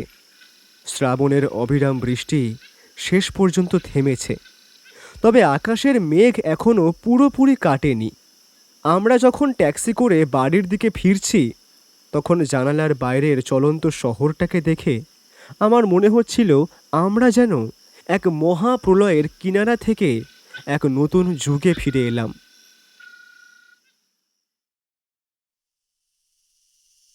পরদিন সকাল 10টা।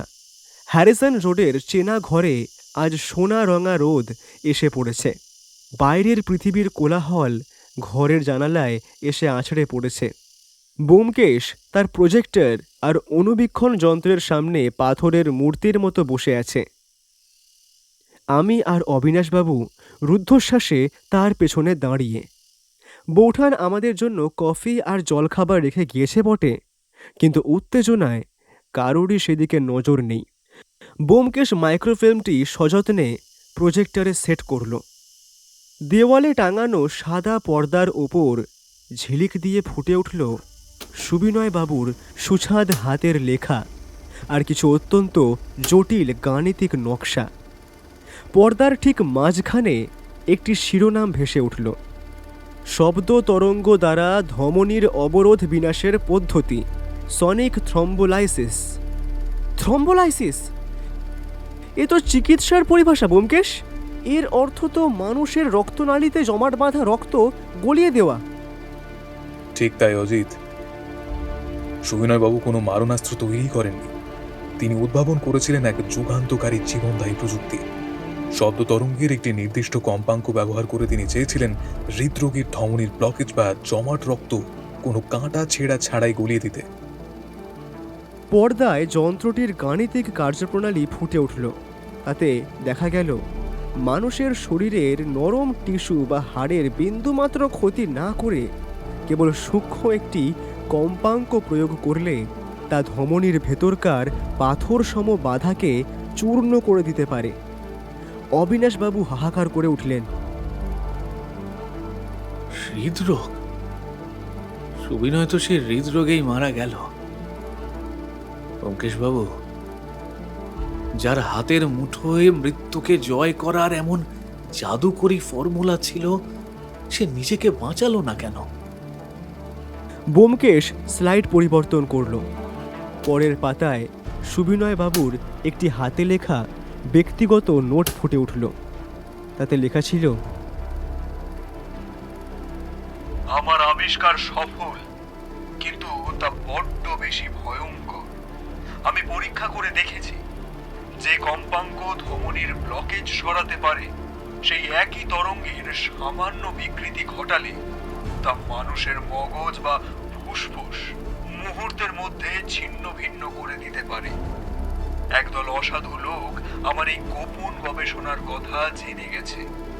তারা একে আরোগ্যের কাজে নয়, বরং ব্যবহার করতে চায় সনিক ক্যানন হিসেবে। তাই আমি সিদ্ধান্ত নিলাম, এই প্রযুক্তি আমি জগৎকে দেব না। আমার অকাল মৃত্যু হলেও ক্ষতি নেই, কিন্তু বিজ্ঞানের এই মারণ অভিশাপ যেন কোনোদিন নিরপরাধ মানুষের রক্ত না ঝরায়। অবিনাশবাবু কান্নায় ভেঙে পড়লেন। ওরে ওরে হতভাগা ভাই আমার, তুই সত্যের জন্য নিজেকেই তিলে তিলে শেষ করলি, তবু অন্যায়ের সঙ্গে আপোষ করলি না। ব্যোমকেশ কফির কাপে চুমুক দিয়ে জানলার দিকে তাকিয়ে বলল, সুবিনয়বাবু জানতেন তার আয়ু ফুরিয়ে আসছে, তাই তিনি এই অমূল্য জ্ঞানটুকু সম্পূর্ণ ধ্বংস করতে পারেননি। তিনি চেয়েছিলেন যদি ভবিষ্যতে কোনো সৎ ও বুদ্ধিমান মানুষ এই সুরের গোলকধাঁধা ভেদ করতে পারে, তবেই যেন মানবজাতি এর প্রকৃত সুবিধা পায়। আর তাই তিনি সুরের মায়াজালে আর গণিতের চটে ফর্মুলা আগলে রেখেছিলেন। কিন্তু অপর্ণা দেবীর মালকোষ রাগের রেকর্ডটা কেন চাবি হিসেবে ব্যবহার করলেন? ব্যোমকেশ হাসল, তবে সেই হাসিতে বিষাদ মাখানো ছিল। কারণ ওই নির্দিষ্ট রেকর্ডটিতে অপর্ণা দেবীর কণ্ঠস্বরের যে কম্পাঙ্ক বা ফ্রিকোয়েন্সি ছিল, তা ছিল সুবিনয়বাবুর ওই যন্ত্রের একমাত্র নিরাপত্তা চাবি। সুবিনয়বাবু বিশ্বাস করতেন যে সুর ভালোবাসার প্রতীক, সেই সুর দিয়ে কখনো ধ্বংসাত্মক কাজ করা সম্ভব নয়। ননীগোপাল বা ওই দুষ্কৃতীরা ফর্মুলা চুরি করলেও ওই যন্ত্র কোনোদিন চালাতে পারত না, কারণ তাদের কাছে যান্ত্রিক হিসাব থাকলেও অপর্ণার কণ্ঠের সেই আবেগময় কম্পাঙ্ক ছিল না। অবিনাশবাবু চোখের জল মুছে বললেন, ব্যোমকেশবাবু, আপনি আমার ভাইয়ের মর্যাদা রক্ষা করছেন, কিন্তু এই বিপজ্জনক মাইক্রোফিল্ম নিয়ে আমি এখন কি করব? ব্যোমকেশ সেটি অবিনাশবাবুর হাতে তুলে দিয়ে বলল, নেই অবিনাশবাবু, এটি এখন আপনার উত্তরাধিকার। তবে আমার পরামর্শ হলো আপনি এটি ভারত সরকারের বিজ্ঞান গবেষণা বিভাগের হাতে তুলে দিন। আমি ব্যক্তিগতভাবে ডক্টর মেঘনাথ সাহা বা ডক্টর বোসের সঙ্গে কথা বলবো। রাষ্ট্রীয় নিরাপত্তায় থাকলে এর অপব্যবহারের ভয় থাকবে না, আর হয়তো কোনোদিন এই প্রযুক্তিতে হাজার হাজার হৃদরোগীর প্রাণ বেঁচে যাবে। অবিনাশবাবু কৃতজ্ঞতায় ব্যোমকেশের হাত চেপে ধরলেন। আমি তাই করব। সুবিনয় আজ সত্যি শান্তি পাবে। অবিনাশবাবু চলে যাওয়ার পর ঘরটা আবার শান্ত হয়ে এলো। বাইরের রাস্তায় ফেরিওয়ালার হাঁক শোনা যাচ্ছে। দৈনন্দিন কলকাতা তার চিরচেনা ছন্দে মেতে উঠেছে।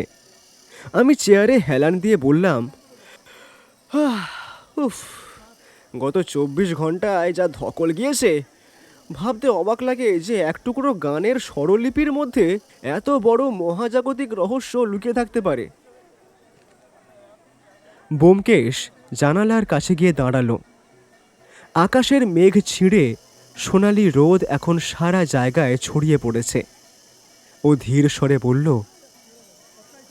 জানো অজিত, সুবিনয়বাবু প্রমাণ করে দিলেন যে সত্য আসলে নিবারণ নয়, সত্যকে সাজিয়ে নিতে হয়। তিনি সুরের আবরণে সত্যকে এমনভাবে বেঁধেছিলেন যাতে মিথ্যা তার পবিত্রতা নষ্ট না করতে পারে। এইকেই বলে সত্যমেব জয়তে।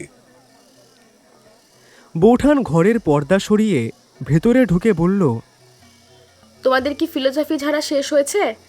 এবার উঠে স্নানটা করে এসো। পুঁটিরাম আজ গরম গরম কচুরি নিয়ে এসেছে। ব্যোমকেশ মুচকি হেসে আমার দিকে তাকালো। চলো অজিত, মস্তিষ্কের জ্বর তো অনেক খুললে, এবার উদরের জ্বর ছাড়ানোর পালা। স্বরলিপির সেই গোলকধাঁধা থেকে আমরা বেরিয়ে এসেছি ঠিকই, কিন্তু আমার কানে তখনও সেই মালকোষের বিষণ্ণ আলাপ আর সুবিনয়বাবুর মহান ত্যাগের সুর বাজতে লাগল। শ্রাবণের সেই বৃষ্টি ভেজা রহস্যের রেশ সম্ভবত আমার মনের মণিকোঠায় সারা জীবন থেকে যাবে।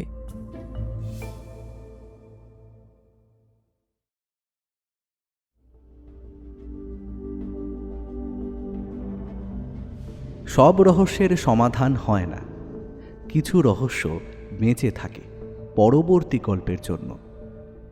আজকের মতো ব্যোমকেশ বিদায় নিল, কিন্তু শহরের অন্ধকার জানে এই শেষ নয়, কারণ যেখানে রহস্য আছে সেখানে ফিরে আসবেই সত্যান্বেষী ব্যোমকেশ বক্সী। ভিডিওটি যদি আপনার ভালো লেগে থাকে তাহলে লাইক করুন, আর তার সঙ্গে হাইপ দিতে ভুলবেন না। এখনও পর্যন্ত যদি আমাদের চ্যানেলটিকে সাবস্ক্রাইব না করে থাকেন তাহলে এই রকমই আরও রহস্য রোমাঞ্চ গল্প শুনতে এক্ষুনি আমাদের চ্যানেলটি সাবস্ক্রাইব করুন, আর পাশে থাকা বেল আইকনে ক্লিক করে নোটিফিকেশন অন করে নিতে কিন্তু ভুলবেন না। খুব তাড়াতাড়ি আমরা আবার ফিরছি নতুন গল্প নিয়ে। ততক্ষণ পর্যন্ত সত্যান্বেষী ব্যোমকেশ বক্সীর আরও এই রকম রোমহর্ষক সহস্য গল্প শুনতে এই মুহূর্তে আপনাদের মোবাইল স্ক্রিনে আসা ডান দিকে এবং বাম দিকের দুটোর মধ্যে আপনার ইচ্ছে মতন যে কোনো একটায় ক্লিক করুন।